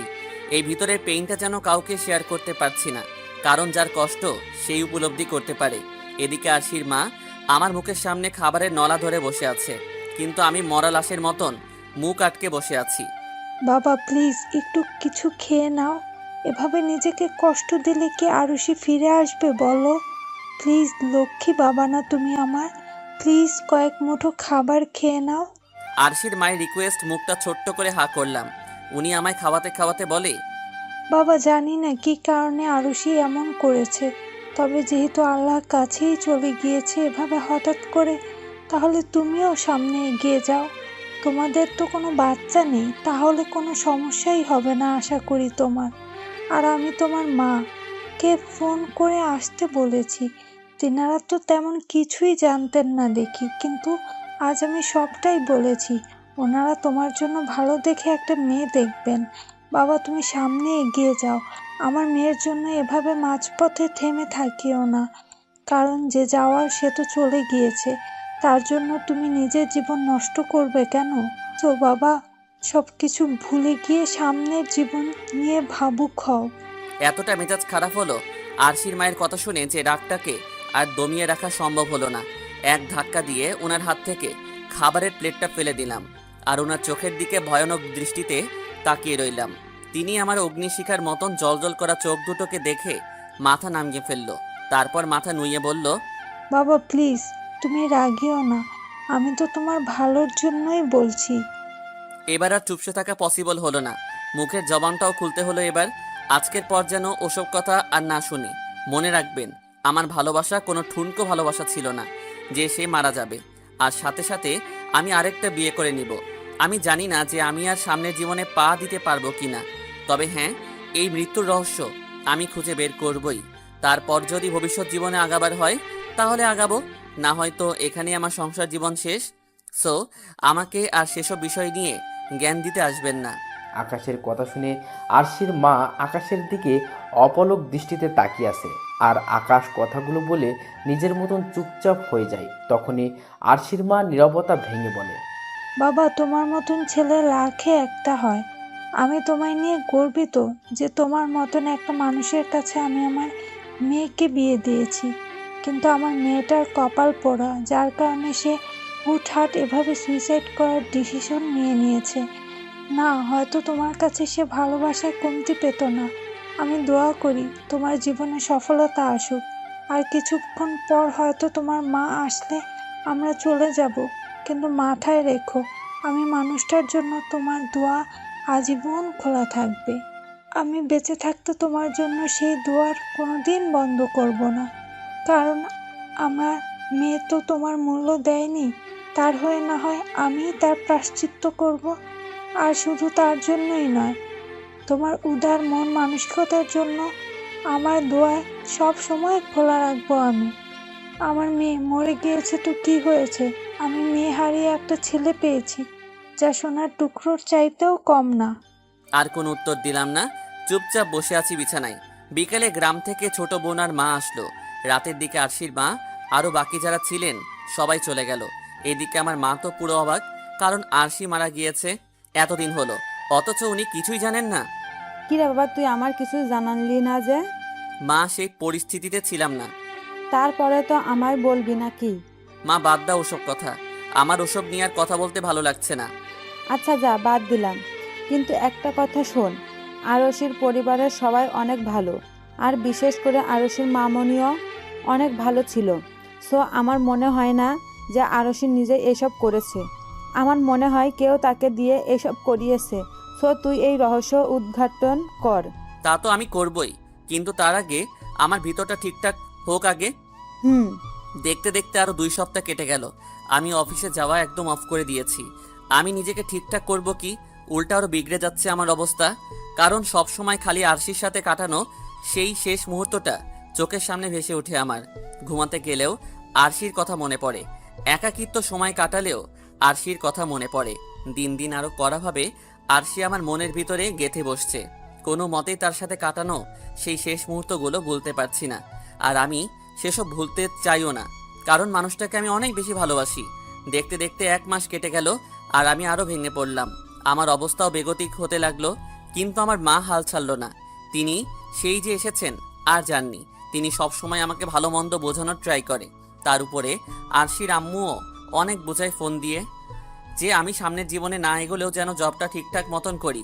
আজ 1 মাস 3 দিন পুরোপুরি পাগল হয়ে গিয়েছি আমি। আরশি ছাড়া কিছুই চোখে দেখি না আমি, কিন্তু আমার মায়ের চোখের পানিতে খোদা আমায় সেসব থেকে বের করে আনে। মা আমার হাত ধরে চোখের পানি ছেড়ে কান্না করে। তখন আবার টিনাকে কথা দেই যে অফিসে জয়েন করব। চুল দাড়ি সমস্ত কিছু মোটামুটি বড় হয়ে গিয়েছে। সেদিন বিকালে চুল দাড়ি কেটে পরের দিন অফিসে চলে গেলাম। অফিসে গিয়ে দেখি আমার জায়গায় অন্য ম্যানেজার নিয়েছে সেই অফিসার। আমি সোজা আমার কেবিনে চলে গেলাম। অফিসের সবাই আমার দিকে হা করে তাকিয়ে আছে। তখনই সেই অফিসার আমার রুমে আসে। কি হয়েছে মিস্টার আকাশ সাহেব, আপনি আবার এই অফিসে কেন? এই অফিসে কেন মানে? আমি এখানে চাকরি করি তাই এসেছি। না না, আপনার আর দরকার নেই। আজ 1 মাসের বেশি সময় পর অফিসে এসেছেন আপনি। কি বাপের দিনের সম্পত্তি পেয়েছেন নাকি? এই অফিসে আপনার জায়গায় অন্য একজনকে নিয়ে নিয়েছে আমরা। সো আপনি অন্য কোথাও জব খুঁজুন গিয়ে। স্যার, অতিরিক্ত হয়ে যাচ্ছে না? আমায় বের করার অধিকার কে দিয়েছে আপনাকে? এমডি স্যার বলেছি কি আমার বের করতে? না, তিনি বলেননি, কিন্তু আমি বের করে দিয়েছি। এমনিতেই মাথা আউলে আছে আরশির মৃত্যুর পর থেকে, তার উপরে এই লোকের বাড়াবাড়ি। সোজা গিয়ে ব্যাটার কলার চেপে ধরলাম। কি সমস্যা তোর? অনেক পাওয়ার পেয়ে গেছিস মনে হয় আমি না থাকায়। আকাশ সাহেব, কলার ছাড়ুন আর সম্মানের সহিত অফিস থেকে বেরিয়ে যান। তোর সম্মানের খাতায় আগুন বলে ঠাস করে কানের নিচ বরাবর একটা লাগিয়ে দিলাম। মিস্টার আকাশ, তোর কত বড় সাহস যে তুই আমায় মারিস! এর ফল তুই পাবি। আগেরবার বেয়াদবি করার কারণে তুই তো বউকে হারিয়েছিস, এবার তুই নিজেই কবরের তলে যাবি। একটু ধৈর্য ধর শুধু তুই। লোকটার কথা শুনে পায়ের রক্ত পুরো মাথায় উঠে গেল। কি, আমার বউকে হারিয়েছি মানে? তার মানে তুই আমার আরশির সাথে কিছু করেছিস? লোকটা আকাশের কথার কোনো উত্তর না দিয়ে জোরে জোরে অট্ট হাসি হাসছে। এদিকে আকাশের সারা শরীরে তো পুরো আগুন জ্বলছে। সে বুঝে গেছে যে আরশির মৃত্যুর পিছনে এই অফিসারের হাত রয়েছে। সে আর রাগ পুষে রাখতে না পেরে পাশে থাকা একটা কম্পিউটার উঠিয়ে নিয়ে সেই অফিসারের মাথায় বাড়ি দিয়ে বসে। এত জোরে আকাশ লোকটার মাথায় বাড়ি মারে যে কম্পিউটার ভেঙে কয়েক টুকরো হয়ে যায় আর লোকটা অজ্ঞান হয়ে মাটিতে পড়ে যায়। তখনই অফিসারের কয়েকজন কর্মচারী এসে আকাশকে ধরে সেই অফিসার থেকে দূরে সরিয়ে নিয়ে যায়। আকাশের মাথায় দাউ দাউ করে আগুন জ্বলছে। অন্যদিকে থাইল্যান্ডের একটা রেস্টুরেন্টে বসে আরশি আর অচেনা একটা লোক খাবার খাচ্ছে। লোকটা তখন আরশিকে বলে, জানু, আর কিছু অর্ডার করব? প্লিজ আমায় এসব নামে ডেকো না, আমি এখনো তোমায় সেভাবে গ্রহণ করতে পারিনি। আরে বেবি, তুমি এত সংকোচ করছো কেন? এখন গ্রহণ করতে পারোনি তো কি হয়েছে, পরে তো ঠিকই আমায় গ্রহণ করবে। আর তাছাড়া এখন থেকে তোমায় এসব নামে ডাকার অভ্যাস করছি, এতে করে দুজনেরই লাভ রয়েছে। আমার লাভ হচ্ছে পরে তোমায় ভালোবেসে এসব নাম ধরে ডাকতে সংকোচ লাগবে না, আর তোমার লাভ হচ্ছে তুমি তাড়াতাড়ি আমার উপরে ফোকাস করতে পারবে। ইবনা প্লিজ স্টপ, আমার এই সমস্ত কথাবার্তা ভালো লাগছে না। প্লিজ তুমি আমায় প্রেশার দিয়ে এত তাড়াতাড়ি মানুষটার স্মৃতি ভোলাতে জোর করেও না। কিছুটা সময় পোয়ালে আপনা আপনি মানুষটা আমার মন থেকে মুছে যাবে। আচ্ছা ঠিক আছে, যাও, আমি তোমায় আর মানসিকভাবে তাড়না বা ফোর্স করব না। তোমার যখন সময় হবে তুমি তখন এই আমায় আপন করে নিও। আর এবার বলো যে আরো কিছু অর্ডার করবো কিনা। না, আমার আর কিচ্ছু লাগবে না। আমার এই সমস্ত খাবারগুলো তুমি একাই খেয়ে নাও। আমি ফ্ল্যাটে চলে যাচ্ছি, তুমিও তোমার মন চাইলে চলে যেও বাসায়, পরে আমি তোমার সাথে ফোনে কথা বলে নেব। আরে আরশি, কি হয়েছে তোমার? হঠাৎ এমন অদ্ভুত আচরণ করছো কেন? আমি তো বললাম আমি তোমায় আর জোর করব না সেসব বিষয় নিয়ে, তারপরেও কেন এমন করছো? তা না হয় করবে না, কিন্তু এখন কেন যেন আমার দম আটকে আসছে। আমার কোনো কিছুই ভালো লাগে না, তাই আমি চলে যাচ্ছি। আচ্ছা ঠিক আছে, চলো, আমি এগিয়ে দিয়ে আসি। না, তার কোনো দরকার নেই, আমি একা একাই যেতে পারবো। চললাম আমি। আরশি হেঁটে রেস্টুরেন্টের বাইরে চলে আসে। পরে একটা গাড়ি নিয়ে তার ফ্ল্যাটে চলে যায়। আর এদিকে রাগে আকাশের সারা শরীর গিড়গিড় করে কাঁপছে। তার শরীরে রক্ত ফুটন্ত অগ্নির লাভার মতন টকবক করছে। সে পারছে না সেই অফিসারকে গিলে খেয়ে ফেলতে, কিন্তু কর্মচারীদের জন্য সে কিছু করতে পারছে না। আকাশের ভয়ঙ্কর রূপ দেখে সারা অফিস নিস্তব্ধ হয়ে যায়। কারোর মুখে কোনো কথা নেই। আর আকাশের অবর্তমানে সেই ম্যানেজার অফিসে জয়েন করেছে। সে ভয়ে অফিস থেকে পালিয়ে যায়, কারণ সে থাকলে নির্ঘাত এখন মারা পড়বে আকাশের হাতে। দীর্ঘ 2 ঘন্টা কেটে যায়, কিন্তু আকাশের রাগ ঠান্ডা হওয়ার কোনো নাম গন্ধ নিচ্ছে না। বেশ কিছু কর্মচারী নিজের কাজ ফেলে আকাশকে শান্ত করার কাজে লেগে রয়েছে। তখন তার মধ্যে থেকে একজন কর্মচারী আকাশকে বলে, স্যার, লোকটা অফিসে এসেছে শুক্র মিলে 2 সপ্তাহ হয়নি, কিন্তু এর মাঝে নিজের পাওয়ার খাটাতে শুরু করে দিয়েছে। আর আপনি অফিসে না থাকায় তো আমাদের গুণধর অফিসার সাহেব পুরো অফিসের রাজত্ব পেয়ে বসেছে, কারণ আপনি ছাড়া তিনি কাউকে পাত্তা দেয় না। পাত্তা দিতে তার বাপও দিবে। এখন তো এসে গেছি, তার কেয়ামত ছুটিয়ে দিব একেবারে।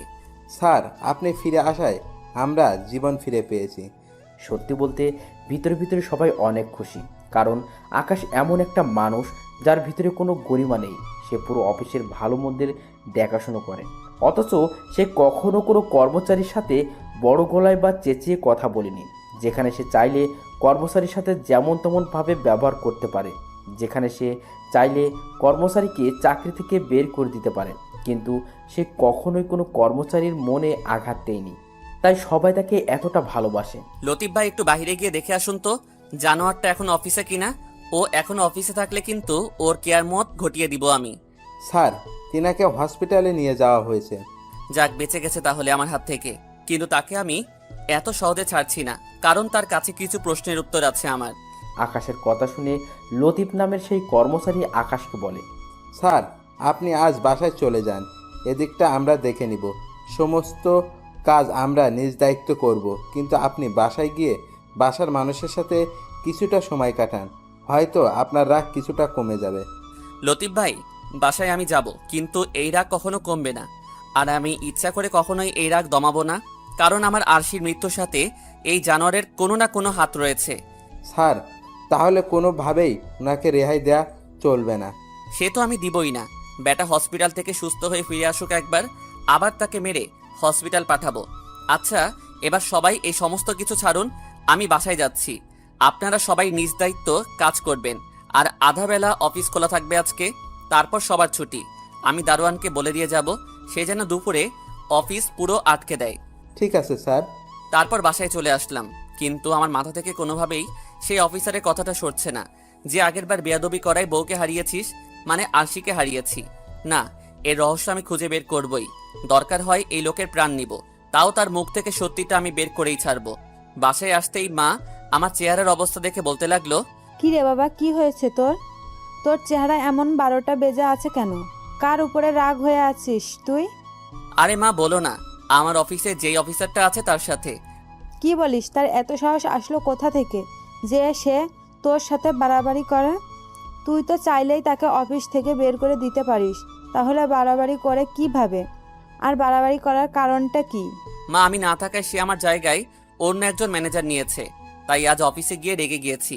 কিন্তু সেও তর্ক শুরু করেছে, পরে এক পর্যায়ে একটা লাগিয়ে দিয়েছি, আর সে আমায় হুমকি দেয় আর বলে তার সাথে আগে একবার বেয়াদবি করার কারণে নাকি আমি আরশিকে হারিয়েছি। কি? তার মানে সে লোক জানে আরশির মৃত্যুর রহস্য, না হয় সে জড়িত আছে আরশির মৃত্যুর সাথে? মা, হয়তো বা আছে, তাই তো সেই কথা শুনে আরো রেগে গিয়ে কম্পিউটার তুলে তার মাথায় মেরেছি।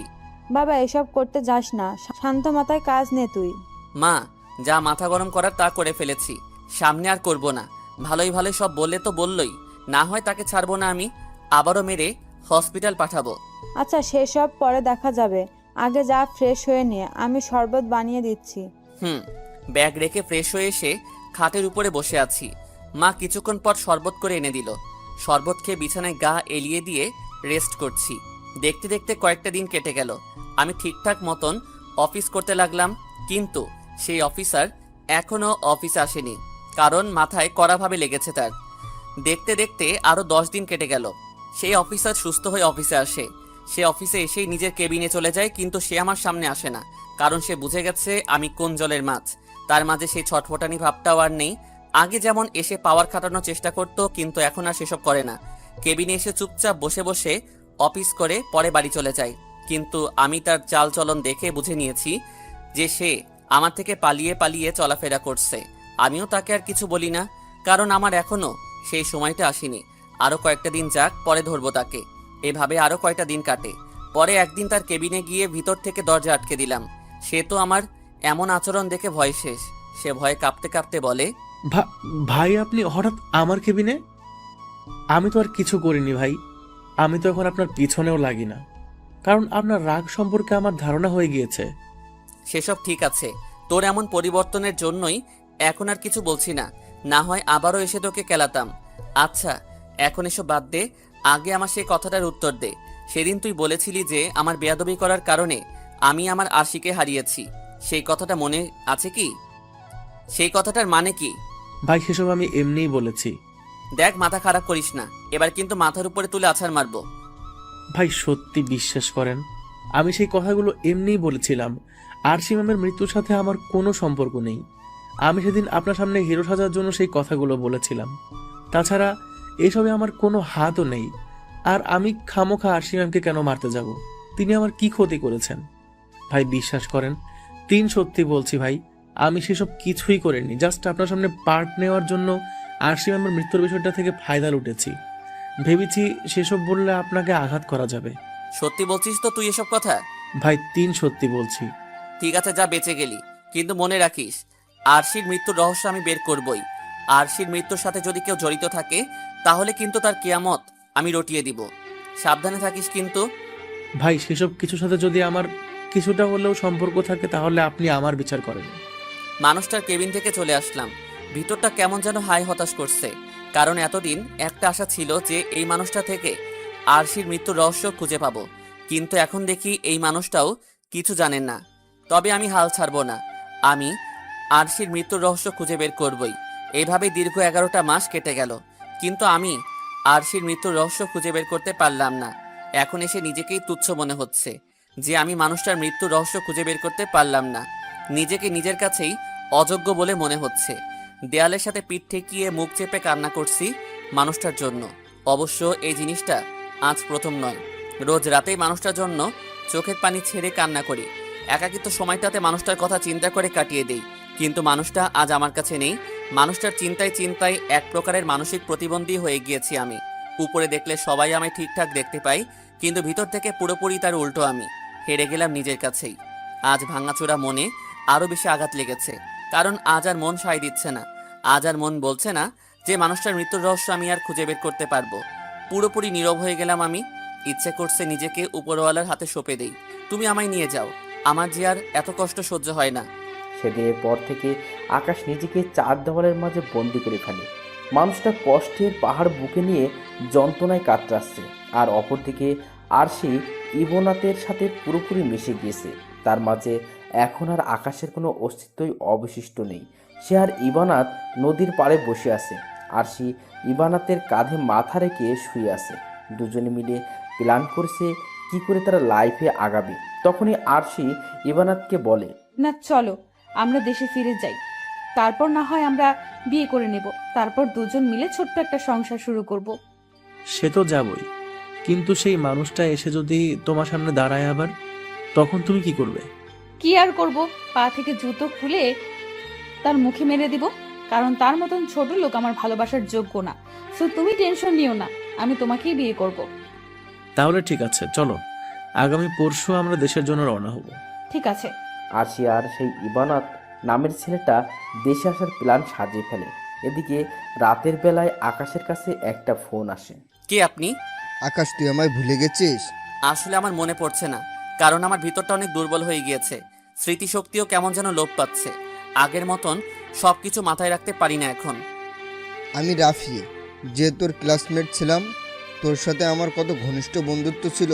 তোর বিয়েতেও তো এসেছিলাম, কিন্তু তোর বিয়েতে দ্বিতীয় দিন আর আমার জব হয়ে যায়, তাই তোর বিয়ে সম্পূর্ণ না করেই চলে আসি। পরে এত পরিমাণ বিজি হয়ে পড়ি চাকরি জীবনে যে তোর সাথে, কিন্তু অবশ্যই মাঝে বেশ কয়েকবার ফোন দিয়েছিলাম, বাট তোর সেই নাম্বার বন্ধ দেখিয়েছে। কিন্তু আজ একজন থেকে ইমার্জেন্সিভাবে তোর নাম্বার নিলাম।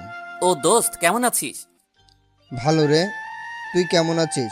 অবশ্যই তোর কথাবার্তায় বোঝা যাচ্ছে তুই কেমন আছিস। বুঝেই তো নিয়েছিস। আচ্ছা শোন, তোকে কিছু বলার আছে। দোস্ত, তোর সমস্ত কিছুই আমি শুনেছি, যে আয়ুষী সুইসাইড করেছে, কিন্তু আমি এই সাতার মাথার চাকরির জন্য আসতে পারিনি।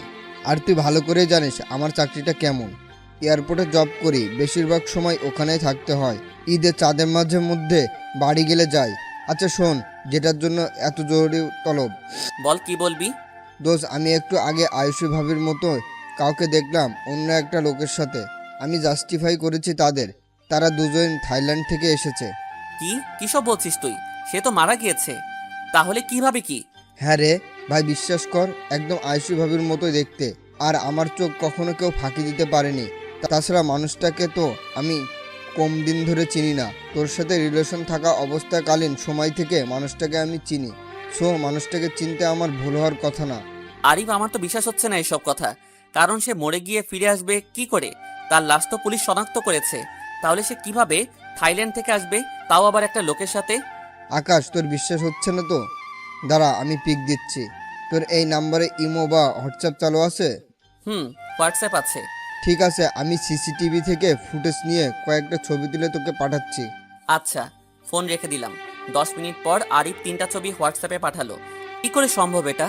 মানুষটা তো মারা গিয়েছিল, তাহলে কি করে সে জীবিত হলো? তাহলে কি করে সে থাইল্যান্ডের ফ্লাইট করে দেশে এলো, তাও আবার অন্য একটা লোকের সাথে? মাথায় তো কিছুই কাজ করছে না। তখনই আবার আরিফ ফোন করে। দোস্ত, দেখলি তো ছবিগুলা? আর মানুষটা কি আমাদের ভাবি? সে আরশি, কিন্তু সে মরা থেকে জীবিত হলো কি করে? এটাই তো মাথায় আসছে না। দোস্ত, আমার মনে হয় কি এর পিছনে কোনো রহস্য আছে, যেটা তুই জানিস না। রহস্য তো অবশ্যই আছে, না হয় মরা মানুষ জীবিত হয় কি করে? তুই সমস্ত কিছুকেই আবার একটু ভালো করে যাচাই করে দেখ। দোস্ত, আর ধন্যবাদ তোকে। আরে ধন্যবাদের প্রয়োজন নেই, বন্ধু মানেই তো উপকারে আসা। আচ্ছা রাখি রে এবার। তারপর আরিফের সাথে কথা শেষ করে ফোন রেখে দিলাম। মাথা পুরো ভো ভো করে ঘুরছে। কি করব বুঝে উঠতে পারছি না। না, কিছু একটা তো করতে হবে। তাড়াতাড়ি ফোনটা হাতে নিয়ে আরশির মাকে ফোন দিলাম। হ্যাঁ বাবা, বলো। আম্মু, আপনার সাথে একটা কথা ছিল। কি কথা বাবা? শোনেন, হঠাৎই যদি আপনার সাথে কোনো ধরনের কোনো অপ্রত্যাশিত ঘটনা ঘটে, তাহলে সবার আগে আমাকে ইনফর্ম করবেন। বাবা এই কথার মানেটা কি বুঝলাম না। মানেটা হলো আরশি মরে নাই, সে এখনো জীবিত।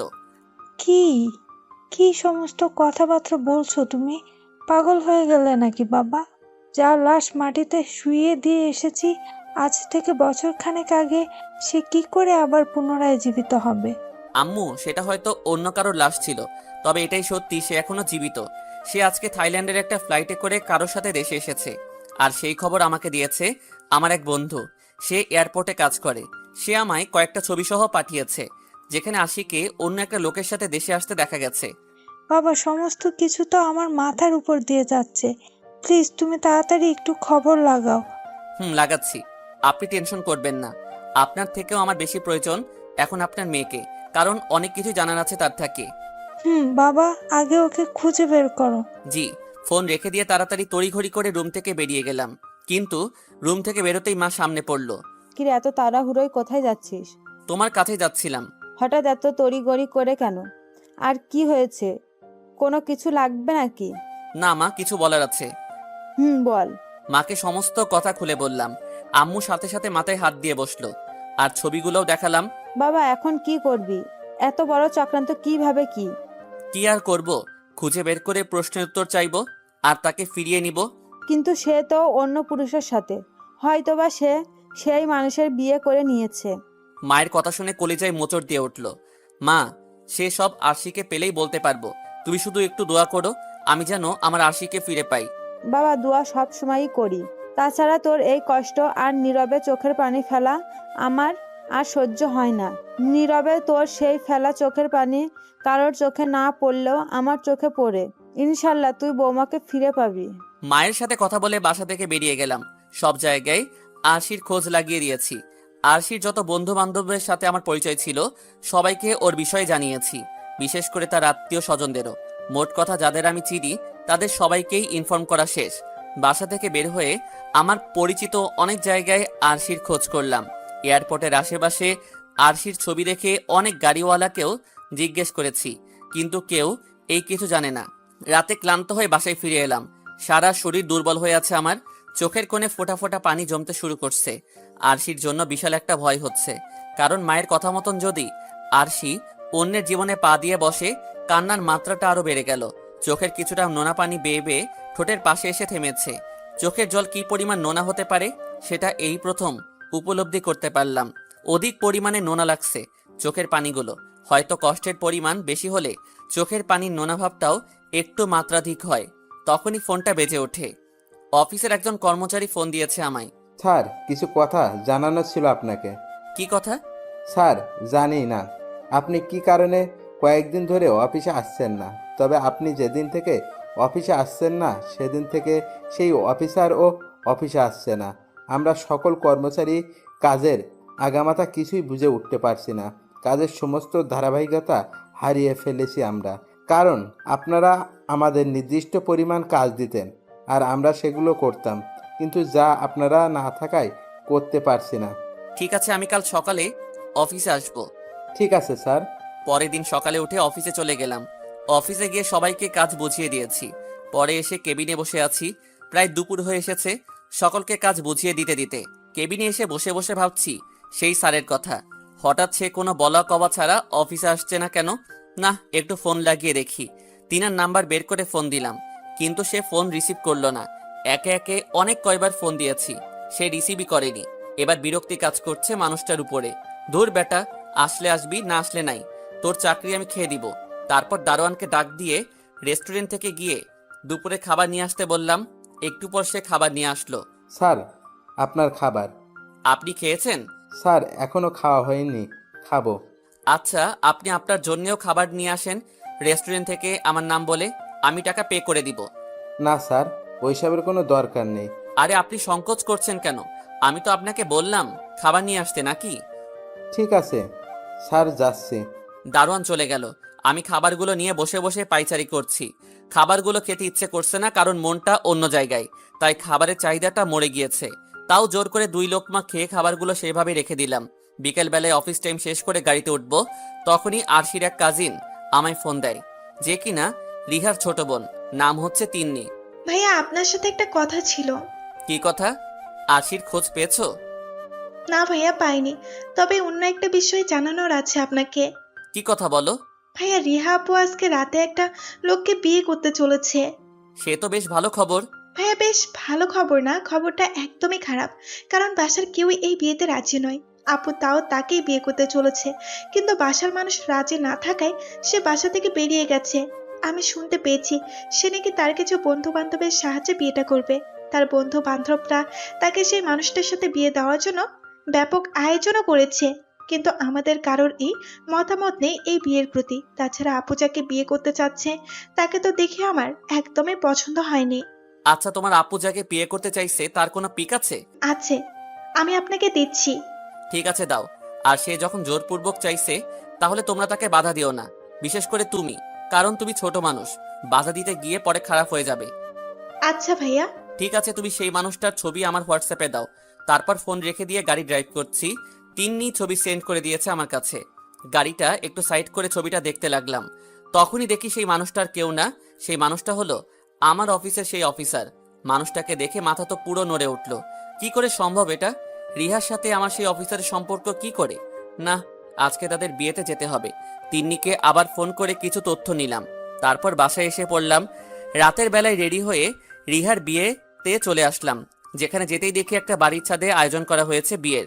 বাহ, মাশাল্লাহ, বেশ ভালোভাবেই তো আয়োজন করেছে রিহার বন্ধু বান্ধবরা বিয়ের। তাছাড়া মোটামুটি অনেক মানুষজনই তো এসেছে। আমি আর কোনো কিছু না ভেবে বাড়ির সিঁড়ি বেয়ে উপরে উঠতে লাগলাম। অন্যমনস্ক হয়ে সিঁড়ি বেয়ে বেয়ে উপরে উঠছিলাম, কিন্তু হঠাৎই কারোর সাথে ধাক্কা খেয়ে সিঁড়ির এক পাশে পড়ে গেলাম। আর যার সাথে ধাক্কা খেয়েছি সে এসে আমার গায়ের উপরে পড়ল। আমি নিজেকে সামলে মানুষটার দিকে নজর ঘোরাতে দেখি আরশি আমার গায়ের উপরে। আরশিকে দেখে আমার চক্ষু কপালে উঠে গিয়েছে। সেও আমার দিকে চোখ পাকিয়ে তাকিয়ে আছে। আমি যেন আর নিজের মধ্যে নেই, ড্যাব ড্যাব করে আরশির দিকে তাকিয়ে আছি, কিন্তু সে আমার গায়ের উপর থেকে উঠে দাঁড়িয়ে গেল। এই যে চোখে দেখতে পান না নাকি? চোখ কি কপালে নিয়ে হাঁটেন? আরশি, তুমি এখানে কি করে? এই যে মিস্টার, আমি আগে আপনাকে প্রশ্ন করেছি, আপনি তার উত্তর না দিয়ে উল্টো আমায় প্রশ্ন কেন করছেন?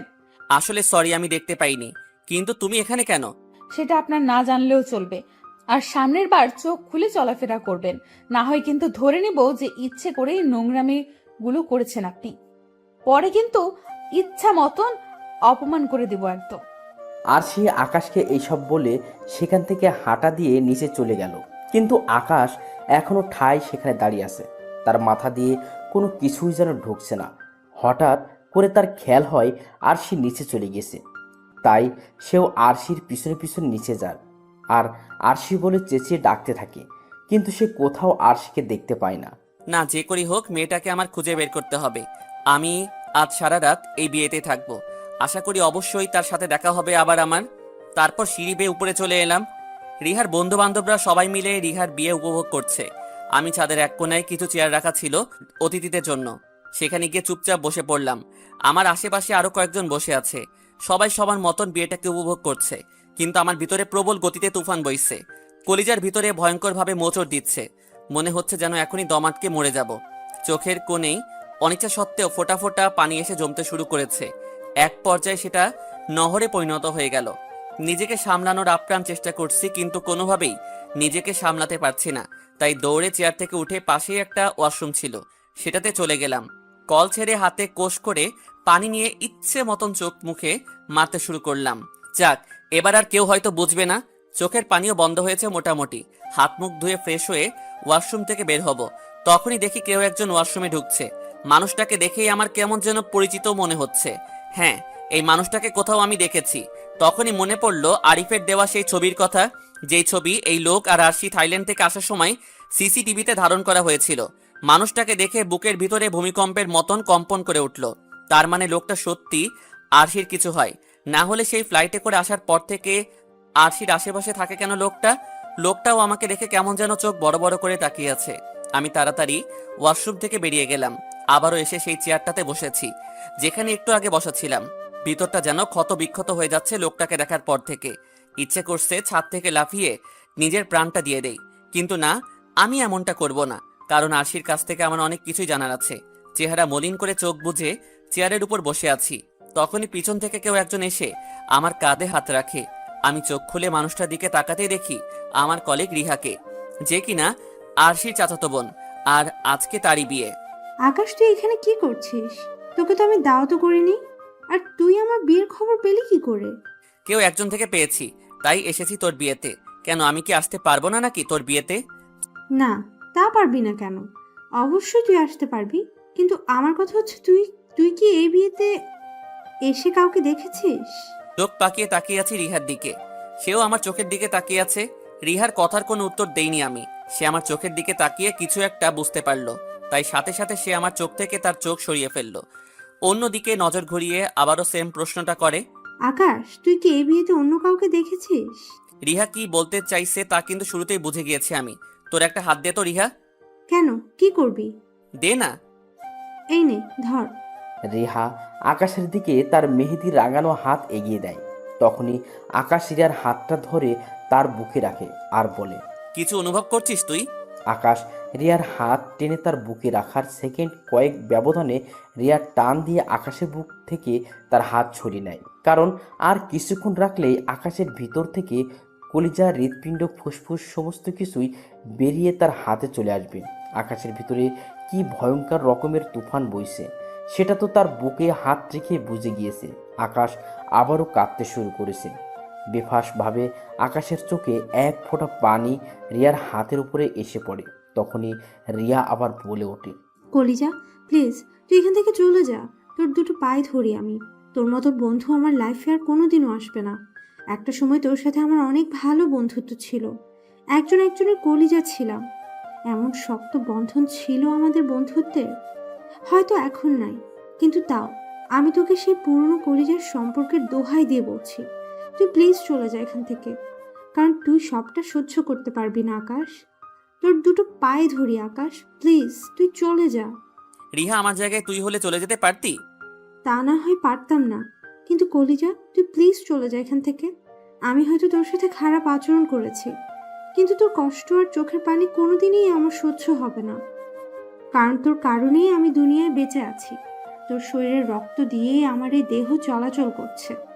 আমি তো সেদিন এই রক্তের অভাবে মরে যেতাম, কিন্তু তুই আমার 3 ব্যাগ রক্ত দিয়ে বাঁচিয়েছিস। যেখানে মানুষ 1 ব্যাগ রক্ত দিলেই ভেঙে পড়ে, সেখানে তুই 3 ব্যাগ রক্ত দিয়েছিলি আমায়। প্লিজ কলিজা না তুই আমার, চলে যা না এখান থেকে। রিহা, যদি কখনো উপকার করেছি মনে হয় তাহলে প্লিজ আমায় যেতে বলিস না। আমি তোর সম্পূর্ণ বিয়েতে থাকবো।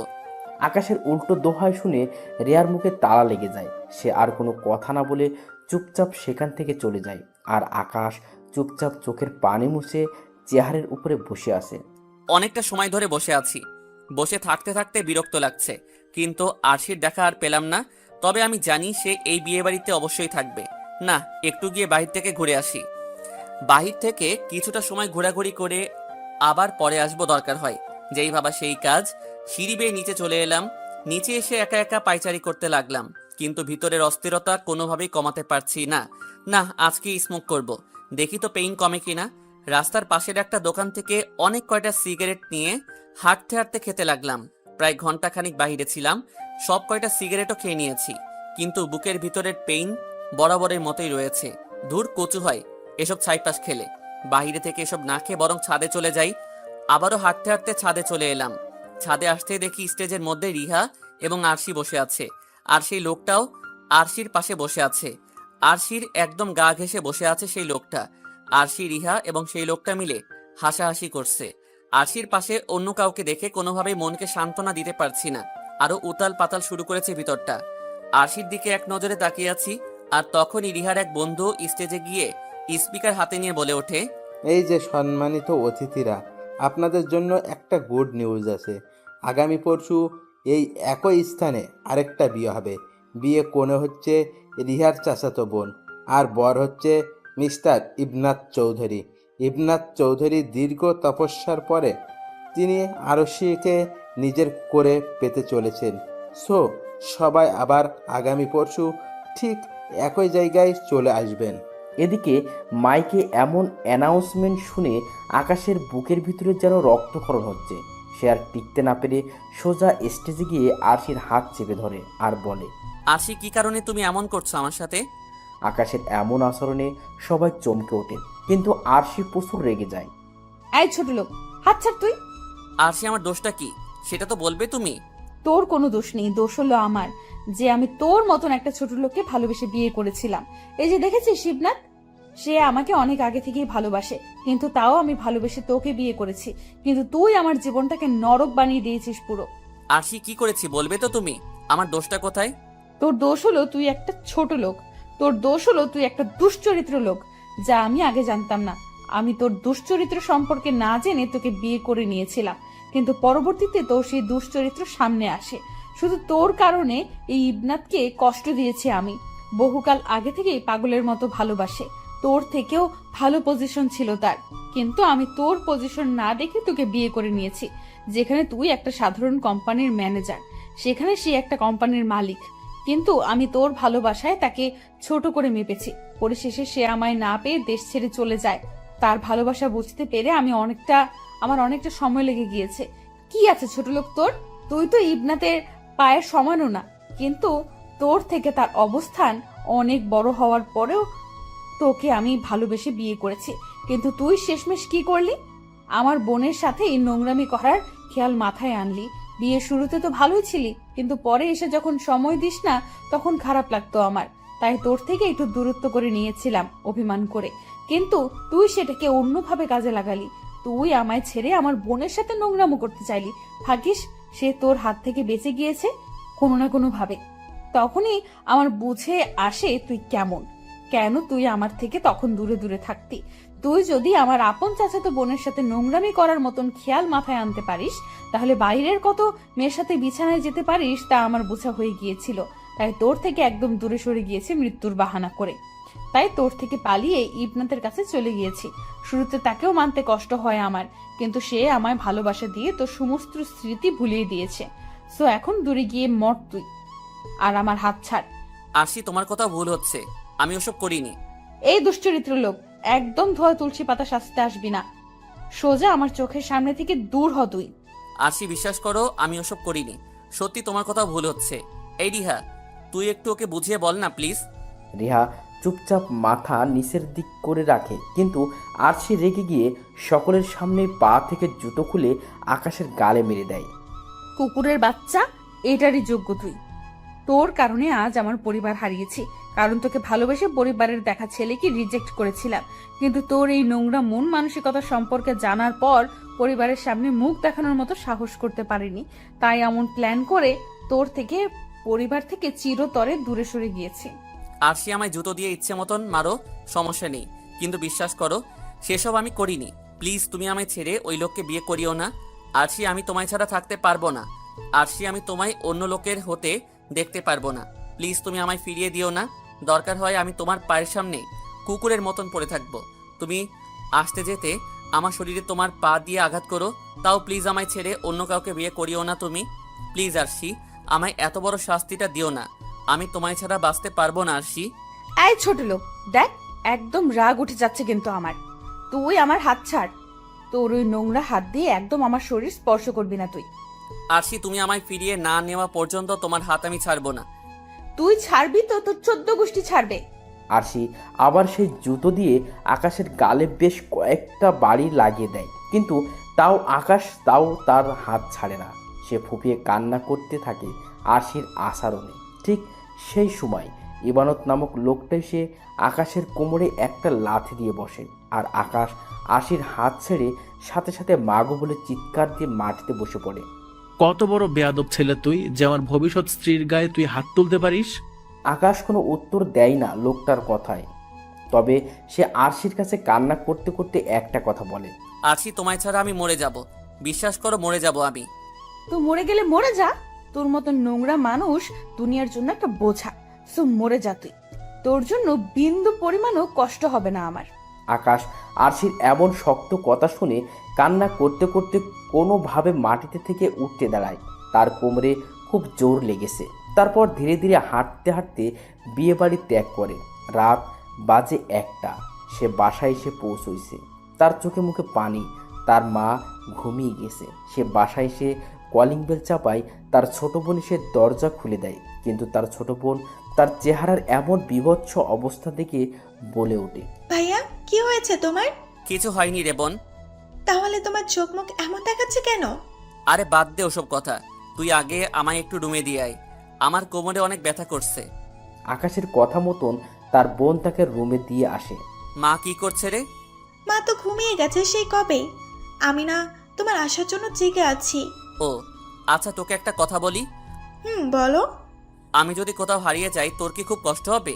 আকাশের বোন এবার ভয় পেয়ে যায়। সে খপ করে আকাশকে জড়িয়ে ধরে কান্না করে দেয়। ও ভাইয়া, বলো না কি হয়েছে তোমার। আমার ডাক এসে গেছে রে কলিজার বনু। ভাইয়া, কিসের ডাক এসেছে? কে ডাকে তোমায়? আমি তো কারোর ডাক শব্দ শুনতে পাচ্ছি না। আরে সেসব তুই বুঝবি না। আচ্ছা যা গিয়ে ঘুমিয়ে পড়। ভাইয়া, আমার খুব ভয় করছে। আরে টেনশন করিস না ভাইয়া, ঠিক আছি। যা, কাল সকালে কথা হবে। বেশ রাত হয়েছে, তুই গিয়ে ঘুমিয়ে পড়। আকাশের কথায় তার বোন চলে যায়। আকাশ জীবনের কঠিন সিদ্ধান্তটা নিয়ে নিয়েছে বহু আগেই। সে আস্তে আস্তেই কিছু একটা ভেবে নিয়েছে। অপরদিকে বিয়ে বাড়িতে খবর আসে রিয়ার সাথে যার বিয়ে হবার কথা ছিল সে পালিয়ে গেছে অন্য একটা মেয়ে নিয়ে। এমন খবর শুনে রিয়া পাগলের মতন কান্না করতে শুরু করে। তার যেন এখন পুরো দুনিয়াটাই থমকে গিয়েছে। তার বাঁচা মরা সমস্ত কিছুই সেই লোকটার হাতে ছিল। আর সে তাকে সান্ত্বনা দেওয়ার চেষ্টা করেছে, কিন্তু রিয়ার কান্না যেন কোনো মতেই থামছে না। সে কান্না করতে করতে তার বন্ধুর বাড়িতেই ঘুমিয়ে পড়ে। এদিকে আকাশ মুখ চেপে ধরে কান্না করছে। আরশির তখনকার কথাগুলো শুনে তার ভিতরটা পুরো ক্ষত বিক্ষত হয়ে গেছে। তার নিঃশ্বাস ও ভারী হয়ে আসছে।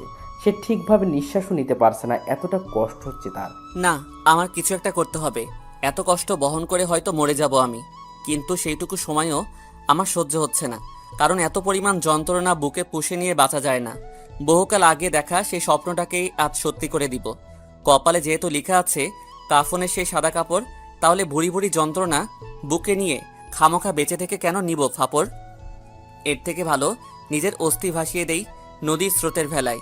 ভুল ভেঙে গেলে খুঁজে নিও তুমি আমায় কোনো এক হারিয়ে যাওয়া রঙের মেলায়।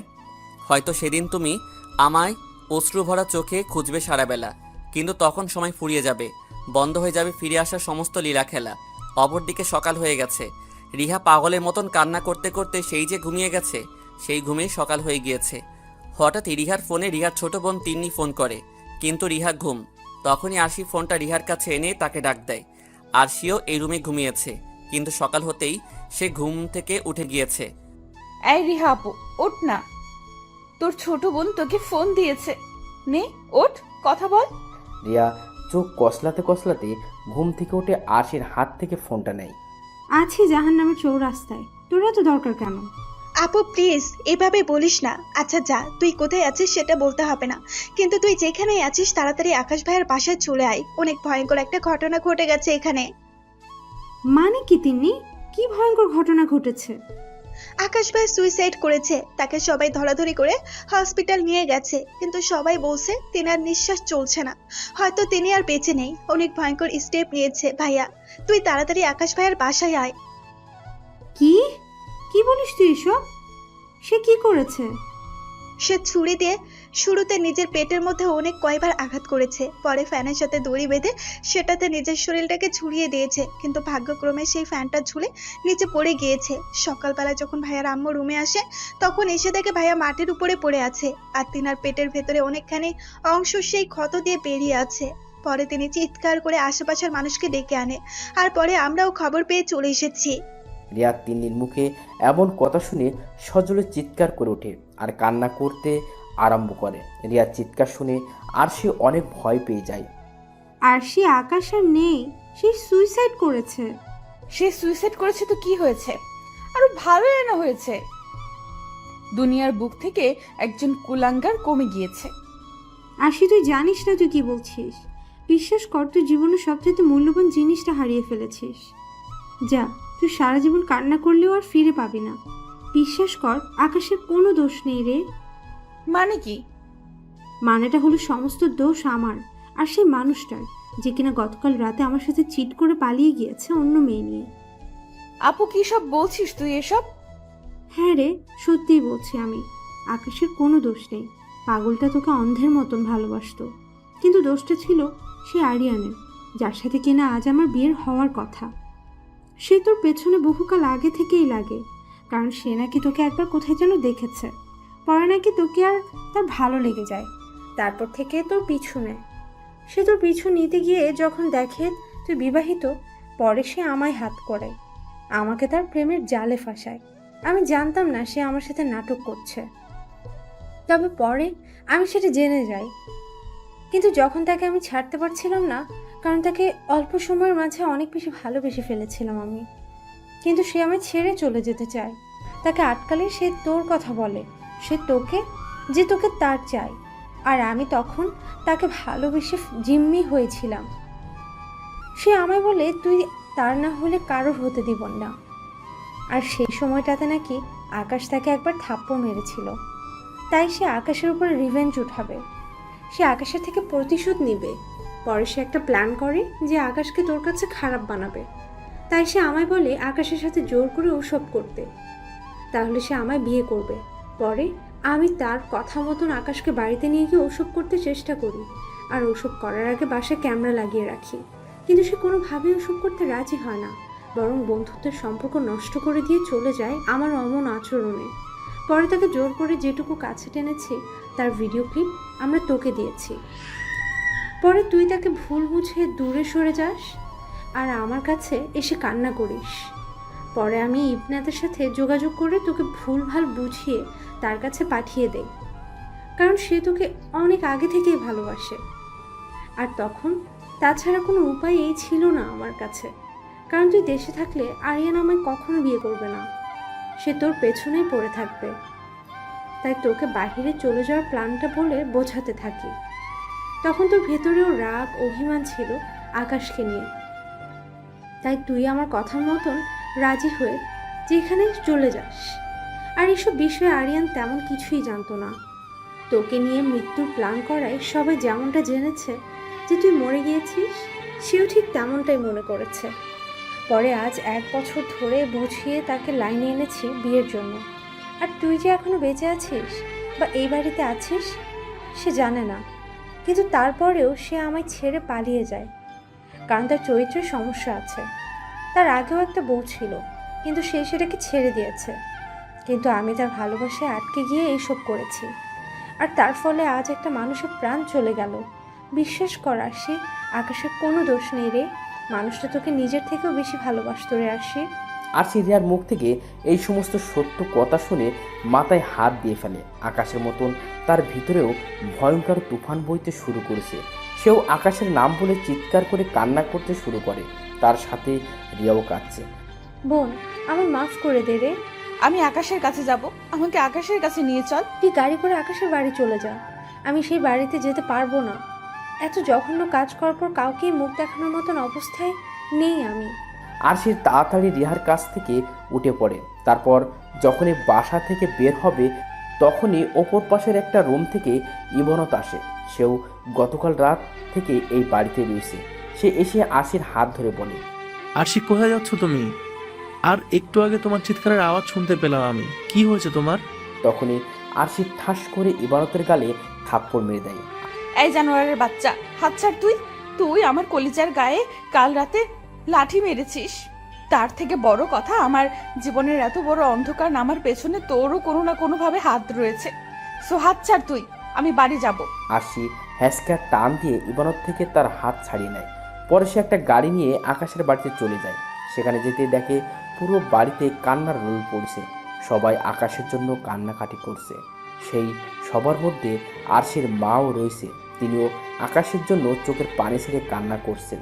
এদিকে বাড়ির মানুষজন সবাই আরশিকে দেখে অবাক, কিন্তু কেউ তাকে কিছু জিজ্ঞেস করার অবস্থাতে নেই। আর তাছাড়া আরশির মা এবং অনেকেই জানে যে আরশি জীবিত। আরশি চুপচাপ আকাশের বাড়িতে ঢোকে। সবার কান্না দেখে তার বুক ফেটে কান্না আসছে। সে কত বড় ভুল নিয়ে বসবাস করছিল এই একটা বছর, সেটা সে আজ উপলব্ধি করতে পারছে। না, আমার আকাশকে চাই। আমার আকাশের কিছু হলে আমি এই দুনিয়ার বুকে জীবিত থাকতে পারবো না। আমাকে যে করেই হোক আকাশকে লাগবে। এবার সে আর নিজেকে দমিয়ে রাখতে পারে না। ফ্লোরে বসে শব্দ করে কান্না করে দেয়। এতটা সময় কান্না করতে করতে এখনের কান্নাটা তার ভিন্ন। কাউকে হারিয়ে ফেলার ভয়ে যখন মানুষ বিভৎসভাবে কাঁদে, আরশির এখানের কান্নাটা হলো সেই কান্না। কিন্তু কি আর করার, সময় থাকতে মানুষ মূল্য না দিয়ে হারিয়ে ফেলার পর মূল্য দিলে সেটার কাজে আসে না। ঠিক সেই সময় হসপিটাল থেকে একটা খবর আসে। যে আকাশ আর বেঁচে নেই। তার প্রাণ আরও 4 ঘন্টা আগে চলে গিয়েছে, আর তারা আকাশের লাশটা নিয়ে বাড়ি ফিরছে। আরশি যখন এই খবর শোনে তখন সে ভয়ানক একটা চিল্লানি দিয়ে সারা বাড়ি মাথায় তুলে ফেলে। তার এতটা কষ্ট হচ্ছে আকাশের জন্য, মনে হয় যেন তাকে জীবিত শুয়ে রেখে ছুরি দিয়ে তার ভিতর থেকে কলিজাটাকে কেউ ছিনিয়ে বের করছে। আরশির মা আরশির চিল্লানি শুনে অন্য রুম থেকে এসে আরশির মুখ চিপে ধরে আর বলে, আমার ছেলেটা মরে না গিয়ে তুই মরে গেলে এতটা কষ্ট হতো না, যেত তো এখন কষ্ট হচ্ছে আমার। আরশি তার মায়ের কথা শুনে আরও জোরে কান্না করতে থাকে। তখনই আকাশকে হসপিটাল নিয়ে যাওয়া লোকজনগুলো তার লাশ নিয়ে বাড়িতে ফিরে আসে। আকাশের লাশ থেকে সবার কলিজা ধুপ ধুপ করে কাঁপছে। কারোর যেন বিশ্বাসই হচ্ছে না যে আকাশ আর নেই, কারণ এমন নৌজওয়ান একটা ছেলে নিজের শরীরের ওপরে ভয়ঙ্কর অত্যাচার করে নিজেকে শেষ করে দিয়েছে। এটা কেউ এই মানতে পারছে না। বাড়ির সকল মানুষ চিৎকার করে আর্তনাদ করছে আকাশের জন্য। সবার চোখে পানি টলমল করছে। তখন সেই লোকগুলো ফলের ওপরে পাটি বিছিয়ে তার উপরে আকাশের লাশটাকে রাখে। আকাশের পুরো শরীর সাদা হয়ে গেছে, কারণ সে পেটে ছুরি দিয়ে আঘাত করার এত পরিমাণে ব্লিডিং হয়েছে তার যে শরীরে আর কোনো রক্ত অবশিষ্ট নেই। সবার প্রিয় আকাশ মরা লাশ হয়ে ফ্লোরের ওপরে পড়ে আছে। আকাশের লাশ দেখে তার মা এবং ছোট বোন পাগলের মতন চেঁচিয়ে কাঁদতে শুরু করে। সবাই তাদেরকে সান্ত্বনা দেওয়ার চেষ্টা করেছে, কিন্তু তাতে কি পোষে সমস্ত কিছু? নিজের আপন কাউকে হারালে সেই যন্ত্রণাটুকু শুধু পরিবারের মানুষরাই জানে। অপরদিকে আকাশের এই বিভৎস লাশ থেকে আরশি পুরো রোবট হয়ে গেছে। সে যেন তার মাঝে আর নেই। চোখ থেকে টুপ টুপ করে পানি পড়ছে তার। সে কি করবে ভেবে উঠতে পারছে না। বাড়ির সকল মানুষ আকাশের লাশের সামনে গিয়ে কান্নাকাটি করছে, কিন্তু সে আকাশের লাশের সামনে যাওয়ার মতন সাহস করতে পারছে না, কারণ এই মানুষটাকে সে নিজেই মেরে ফেলেছে। এই মানুষটাও দুনিয়ার বুকে নিজের স্বপ্নকে আঁকড়ে ধরে বাঁচতে চেয়েছিল, কিন্তু সে তাকে বাঁচতে দেয়নি। নিজের হাতেই খুন করেছে সে মানুষটাকে। সে একটু দূরে দাঁড়িয়ে দাঁড়িয়ে কান্না করছে। তখনই সেখানে পুলিশ আসে আকাশের লাশ পোস্টমর্টমের জন্য নিয়ে যাবে বলে, কিন্তু কেউ তাতে রাজি হয় না, কারণ তার লাশের অবস্থা এমনিতেই ভালো না। তাকে পোস্টমর্টম করালে আর দাফন করার অবস্থা থাকবে না সে। কিন্তু নিয়মমাফিক পুলিশ তো আকাশের লাশ নিয়ে যাবেই। তখনই আরশির আম্মু কাকে যেন ফোন করে। আরশির আম্মু কথা বলা শেষ করে ফোন রাখতেই সেই পুলিশ অফিসারের কাছে একটা ফোন আসে, যে কিনা আকাশের লাশ তদারকি করে নিয়ে যেতে এসেছে। তারা সেই ফোনটা পেয়ে আকাশের লাশ না নিয়ে সেখান থেকে চলে যায়।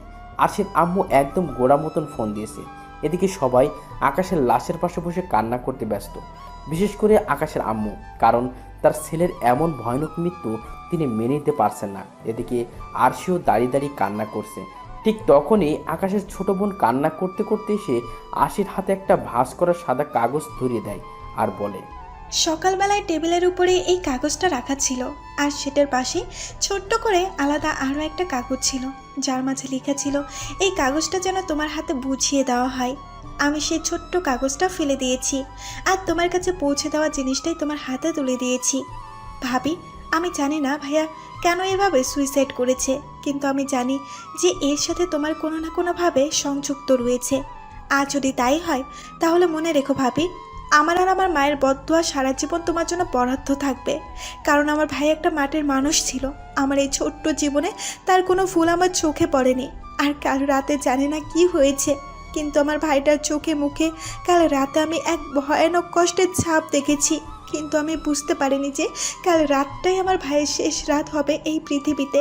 তাকে জিজ্ঞেসও করেছি কি হয়েছে, কিন্তু সে আমার কথায় খালি একটা উত্তর দিয়েছে যে তার ডাক এসে গেছে। তখন আমি সেই কথার অর্থ বুঝিনি, কিন্তু এখন ঠিক বুঝতে পারছি। আচ্ছা ভাবি, থাকো, আমার ভাইটার লাশের পাশে শেষ কিছুটা সময় কাটাই, কারণ সে তো আর বেশি সময় আমাদের মাঝে থাকবে না। আকাশের ছোট বোন তারপর চলে যায়। এদিকে আরশি সে ভাঁজ করা কাগজটা খুলতে থাকে। সে কাগজটা খুলে বুঝতে পারে যে আকাশ কিছু একটা লিখে রেখে গিয়েছে মরার আগে তার জন্য। সে কান্না ভরা চোখ নিয়ে সেই লেখাটা পড়তে থাকে। প্রিয় আরশি, তুমি আমায় ভালোবেসে বিয়ে করে অন্যের সাথে মিশে আছো। বিশ্বাস করো, এই যন্ত্রণা যেন আমি কোনোভাবেই সইতে পারছি না। আমার কাছে একটাই পথ আছে বর্তমানে এই যন্ত্রণা থেকে মুক্তি পাওয়ার, তা হলো মৃত্যু।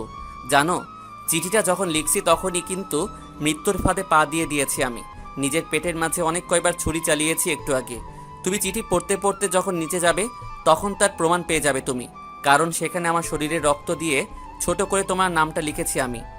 আরশি জানো, আমার না খুব কষ্ট হয়েছে যখন তুমি আমায় অনেকগুলো লোকের সামনে জুতো দিয়ে মেরেছ, কিন্তু সেই কষ্টের তুলনায় আরও দ্বিগুণ কষ্ট হয়েছে যখন তুমি আমায় সেই ভরা মজলিসের সকলের সামনে ছোট করলে আর তোমার সেই মানুষটাকে বড় করে তুললে।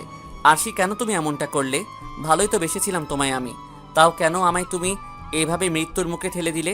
আমি তো কোনো দোষ করিনি আরশি। রিহাই তো আমার সাথে জোর খাটিয়ে ওসব করতে চেয়েছে, কিন্তু আমি তো সেসব কিছুই করিনি আর করতেও দেইনি। তাও কেন তুমি সেই এতগুলো মানুষের সামনে আমায় অপমান করলে আরশি? জানো, আমি জুতোর বাড়ি খেয়েও সহ্য করেছিলাম, কারণ তোমায় আমি ভালোবাসি। কিন্তু যখন তোমার কাছে আমার থেকেও সেই মানুষটার গুরুত্ব বর্ণনা করলে, তখন আর নিতে পারিনি। আমার সহ্য হচ্ছিল না সেই মানুষটাকে তোমার সাথে, কারণ ভালোটা তোমায় আমি বাসি, আর সে মানুষটা আজ আমার জায়গায় তোমার থেকে সে ভালোবাসা পাচ্ছে। তাই এই রূপ সিদ্ধান্ত নিতে হলো আমার। আরশি, যখন তুমি এই চিঠিটা পড়বে তখন হয়তো অনেক দেরি হয়ে যাবে, আর আমার মাঝেও কোনো কষ্টের সীমা থাকবে না। হ্যাঁ, হয়তো এখনও অনেকটা কষ্ট হচ্ছে আমার, কারণ আমার পেট থেকে চুইয়ে চুইয়ে রক্ত পড়ছে। পেটের ভিতরের অনেকটা চর্বি সেই ক্ষতটা দিয়ে বেরিয়ে এসেছে। কিন্তু বিশ্বাস করো, এই কষ্টের চাইতেও তোমার করা রাতে সেই অপমানের যন্ত্রণা আরও দ্বিগুণ ছিল। তবে আফসোস নেই, একটু পরে মৃত্যুর ফাঁদ নিজের গলায় এঁটে দিব আমি। তারপর আমার জীবন থেকে চিরকালের জন্য কষ্টের সমস্ত ছিটেফোঁটা মুছে যাবে। তবে তোমাকে শেষ আরেকটা কথা জানিয়ে যাই, তুমি আমায় সেই বিয়ে বাড়ির সমস্ত লোকজনের সামনে ছোট করেছো যে আমি সামান্য একটা কোম্পানির ম্যানেজার, আর তোমার সেই ইবনাত একটা কোম্পানির মালিক। কিন্তু তোমার বলা সেই কথাগুলো সত্যি নয়। তুমি ভেবো না যে আমি তোমায় ছোট করছি, কিন্তু কিছু সত্যি তোমারও জানা উচিত। আমিও তোমার সেই ইবনাত থেকে কোনো দিকে কম নই। আমি যে কোম্পানিতে জব করি সেই কোম্পানিটা পুরো আমার, আর সারা দেশে এই কোম্পানির অনেক কয়টা শাখা প্রশাখা রয়েছে। সেই সকল কিছুর মালিকই হচ্ছি আমি। আমার অফিসের আসল বস বাইরে থাকে, সেটা পুরোটাই মিথ্যে, কারণ আমি স্বয়ং উপস্থিত থেকে দেখতে চেয়েছিলাম কে কেমন কাজ করে। তাই এই সমস্ত কিছু লুকিয়ে রেখেছিলাম আমি, আর এই সমস্ত কিছুর জন্যই তোমাকে ভালোবেসে সময় দিতে পারতাম না আমি। কারণ একটা কোম্পানি চালানো দু চারটে কথা নয়, কিন্তু তুমি সেই জিনিসটাকে ভেবে নিয়েছো যে আমি পরনারীর সাথে মেলামেশায় ব্যস্ত। আরশি, তুমি ভুল ভেবেছো। যাক, সেসব কথা বলে আর লাভ নেই। আমার কপালে এমনটাই ছিল, তাই আমি এমন মৃত্যুর স্টেপস নিয়েছি। এবার তোমার পথের কাঁটা সরে গিয়েছে। সুখে শান্তিতে সংসার করো সেই মানুষটাকে নিয়ে। আমি তোমাদের সুখের জন্য আমার অর্ধেকটা সম্পত্তি তোমার নামে করে দিয়েছি, আর বাকি অর্ধেকটা আমার মা বোনের নামে। তোমার ভাগের সম্পত্তির কাগজের দলিল আমার বালিশের নিচে রাখা রয়েছে। প্রিয়তমা, আমার মতন হতভাগাকে মাফ করে দিও। তোমাকে আজাদ করে দিয়ে এই পৃথিবী ছেড়ে চোরের মতন পালিয়ে যাচ্ছি। ভালো থেকো প্রিয় আরশি। ইতি, তোমার সেই অপমান অপদস্থ হওয়া ভালোবাসার কাঙাল। ভালোবাসি। তারপর আর কিছু লেখা নেই। আরশি আকাশের এই চিঠিটা পড়ে পাগলের মতন কাঁদতে শুরু করে। নিজেকে সে কোনোভাবেই সামলে রাখতে পারছে না। আকাশের লেখাগুলো পড়ার পর থেকে সে কান্না করতে করতে এক দৌড়ে আকাশের লাশের কাছে চলে যায়। তারপর সে আকাশের লাশকে জড়িয়ে ধরে চিৎকার করে কান্না করতে থাকে আর বলতে থাকে, আমার যে করেই হোক আকাশকে লাগবে। আকাশ, ও আকাশ, কেন করলে তুমি এমনটা? আমি না হয় ভুল বুঝে তোমার থেকে দূরে সরে গিয়েছি, কিন্তু তুমি তো আমায় বুঝিয়ে বলতে পারতে। কেন করলে যে তুমি এমনটা? আমি এখন কাকে নিয়ে বেঁচে থাকবো? ও আকাশ, আমার যে আর কেউ রইলো না এই পৃথিবীতে। বিশ্বাস করো, সেই মানুষটার স্পর্শে কোনোদিনও আমি যাইনি। তুমি বাদে আমার শরীরে আর কোনো পুরুষ এই স্পর্শ করেনি। এই শরীরটার ভাগিদার শুধু তুমি ছিলে। আমি তোমার থেকে দূরে সরে গেলেও আমার সমস্ত ভালোবাসা মরেনি আকাশ। অনেকটা ভালোবাসা অবশিষ্ট ছিল তোমার জন্য। আকাশ, আমায় মাফ করে দিও প্লিজ। প্লিজ, তুমি আবার ফিরে এসো। আমি সত্যিই বুঝতে পারিনি যে তুমি আমার দেওয়া কষ্ট সহ্য করতে পারবে না। ও আকাশ, প্লিজ ফিরে এসো না। আরশি আকাশের লাশকে জড়িয়ে ধরে পাগলের মতন কান্নাকাটি করছে। একটা সময় কান্নাকাটি করতে করতে আকাশকে জড়িয়ে ধরা অবস্থাতে জ্ঞান হারিয়ে ফেলে। যখন তার জ্ঞান ফিরে আসে তখন সে দেখতে পায় আকাশের সাথে সংসার জীবনে সে যেই খাটে ঘুমাতো সে সেই খাটে শুয়ে আছে, কিন্তু তার আশেপাশে কেউ নেই। সে জ্ঞান ফিরতেই আবারও আকাশের জন্য পাগলের মতো কান্না করতে শুরু করে দেয়, কিন্তু আকাশ তো আর নেই। তাকে সেই বিকেলেই 3.5 হাত মাটির নিচে দাফন করে এসেছে তার আপন মানুষজনগুলো। সে কান্না করতে করতে রুম থেকে বেরিয়ে আসে। রাতের বাজে 9টা। পুরো বাড়িটা নীরব হয়ে আছে, কিন্তু সারা বাড়ি ভর্তি মানুষ, কিন্তু কেউ কোনো কথা বলছে না। সে বাইরে এসে জানতে পারে আকাশের লাশ দাফন করা হয়ে গেছে। সে এই কথা শুনে কান্না করতে করতে রুমের ভিতরে চলে যায়। সেখানে যে এতটা সময় সেন্সলেস হয়ে শুয়েছিল, তার কলিজাটা যেন ছিঁড়ে যাচ্ছে। মনে হচ্ছে যেন এখনই সেই দম আটকে মারা যাবে, এতটা কষ্ট হচ্ছে তার। তারপর সে রুমে এসে বালিশের নিচ থেকে সম্পত্তির কাগজটা নিয়ে নেয়। তারপর কান্না করতে করতে দৌড়ে ঘর থেকে বেরিয়ে যায়। তারপর সে রাতেই সম্পত্তিগুলো বিক্রি করে কয়েকজন কিলারকে সে হায়ার করে। জানোয়ারের বাচ্চা, তোকে আমি শান্তিতে বাঁচতে দিব না। আমার আকাশকে তুই আমার থেকে দূরে সরিয়েছিস। তুই মৃত্যুর অবধারিত, তুই মরবি এবার। তারপর সেই কিলারগুলোকে টাকা দিয়ে আরিয়ানের পিছনে লাগিয়ে দেয়। এই লোককে খুঁজে বের করে ভয়ানক এক মৃত্যু দিবে তোমরা। এমন ভাবে এই লোককে মারবে তোমরা যাতে করে তার নাম ও নিশানাও না থাকে এই পৃথিবীর বুকে। তাকে মেরে তার শরীরের কয়েক শত টুকরো করে পানিতে ভাসিয়ে দেবে, আর তার শরীরের এক টুকরো গোস্ত এনে আমার কাছে দেবে, আমি কুকুরকে খাওয়াবো। সেই কিলারগুলো আরশির কথা মেনে তাকে খুঁজে খুঁজে বের করে কুপিয়ে হত্যা করে এবং তার পুরো শরীর 70 টুকরো করে, আর এই টুকরো এনে আরশিকে দেয়। সে আরিয়ানের শরীরের সেই এক টুকরো গোস্তকে নিয়ে কুকুরকে খাইয়ে দেয়। এভাবেই 18 ঘন্টা কেটে যায়। পরের দিন মাগরিবের সময় আরশি তার সেই বোনকে ফোন করে, যার সাথে আরিয়ানের বিয়ের কথা ছিল। রিহা আপু, আমি আরিয়ানকে মেরে ফেলেছি। কি? হ্যাঁ, আমি আরিয়ানকে মেরে ফেলেছি। তুই একটু আমার সাথে এসে দেখা কর। কোথায় আছিস তুই? আমি আছি একটা গোপন জায়গায়, তুই সেখানে চলে আয়। আমি তোর ফোনে ঠিকানা পাঠিয়ে দিচ্ছি। আরশির ঠিকানা পাঠিয়ে দেয়, আর রিয়া কিছু সময়ের মাঝে সেখানে চলে আসে। কি রে, এই নির্জন এলাকায় ডাকলি কেন? তোকে একটা জিনিস দেখানোর আছে। কি জিনিস? আগে চল, পরে দেখতে পাবি। আরশিকে রিয়াকে নিয়ে গিয়ে একটা রুমের মাঝে আটকে দেয়। তারপর সে রুমের চারপাশ কেরাসিন তেল ছিটাতে শুরু করে। তারপর বড় একটা কেরাসিন তেলের টাঙ্কি এবং 5 গজ দড়ি হাতে নিয়ে রুমের ভিতরে ঢুকে ভিতর থেকে দরজা লক করে দেয়। তারপর তেলের টাঙ্কিটা রেখে সোজা গিয়ে রিয়ার চুলের মুঠি শক্ত করে চেপে ধরে। তারপর তাকে টানতে টানতে জানালার গ্রিলের কাছে নিয়ে যায়। পরে তাকে দড়ি দিয়ে সে জানালার গ্রিলের সাথে শক্ত করে বেঁধে ফেলে। এই আরশি, কি করছিস? প্লিজ আমায় ছেড়ে দে, আমার খুব লাগছে। জানোয়ার, এখনো তো সেইভাবে লাগেনি, একটু পরে না বুঝবি লাগা কাকে বলে। তার সেই তেলের টাঙ্কিটা খুলে রিয়া সারা শরীর কেরাসিন তেল ছিটাতে থাকে। রিয়া তো ভয়ে শেষ আরশির এমন কাণ্ড দেখে। বোন, কি করছিস তুই? প্লিজ উল্টোপাল্টা কিছু করিস না। আমি তোর দুটো পা ধরে ক্ষমা চাইছি। রাখ তোর ক্ষমা। আমার কলেজাটাও আমার পা ধরে ক্ষমা চেয়েছিল, কিন্তু তাকে আমি জুতো দিয়ে মেরেছি। তাকে আমি সমস্ত লোকের সামনে অপমান করেছি, তাই আমার কলিজাটা অপমান সহ্য করতে না পেরে নিজেকে শেষ করে দিয়েছে। আর এই সমস্ত কিছুই হয়েছে তোদের জন্য, সো তোদের মাফ নাই। তারপর আরশি দিশলাই জ্বালিয়ে রিয়ার গায়ের উপরে মেরে দেয়। রিয়ার সারা শরীরের আগুন ধরে গেছে। সে ভয়ানকভাবে চিৎকার করছে আর আরশিকে বলছে বাঁচানোর জন্য, কিন্তু আরশি তো তাকে বাঁচাবে না, তাকে মারার জন্য সে এখানে নিয়ে এসেছে। তারপর আরশি নিজেও সেই তেলের ট্যাঙ্কিটা হাতে নিয়ে নিজের গায়ে তেল ঢেলে নিয়ে আগুন ধরিয়ে দেয়। রিয়া এখন চিৎকার করে কান্না করছে মৃত্যুর ফাঁদ থেকে বাঁচার জন্য। আর এদিকে আরশি চুপচাপ চোখের পানি ছেড়ে দিয়ে নীরবে কান্না করছে আর বলছে, ও আকাশ, দেখো আমি তাদের সব কয়টাকে মেরে ফেলেছি, যাদের জন্য তুমি আজ এই পৃথিবীতে নেই। আর পরিশেষে তোমায় ভুল বুঝে কষ্ট দেওয়ার জন্য নিজেকে মৃত্যুর ফাঁদে লটকে দিয়েছি। থাকবো না আর এই পৃথিবীতে, যে পৃথিবীতে তুমি নেই।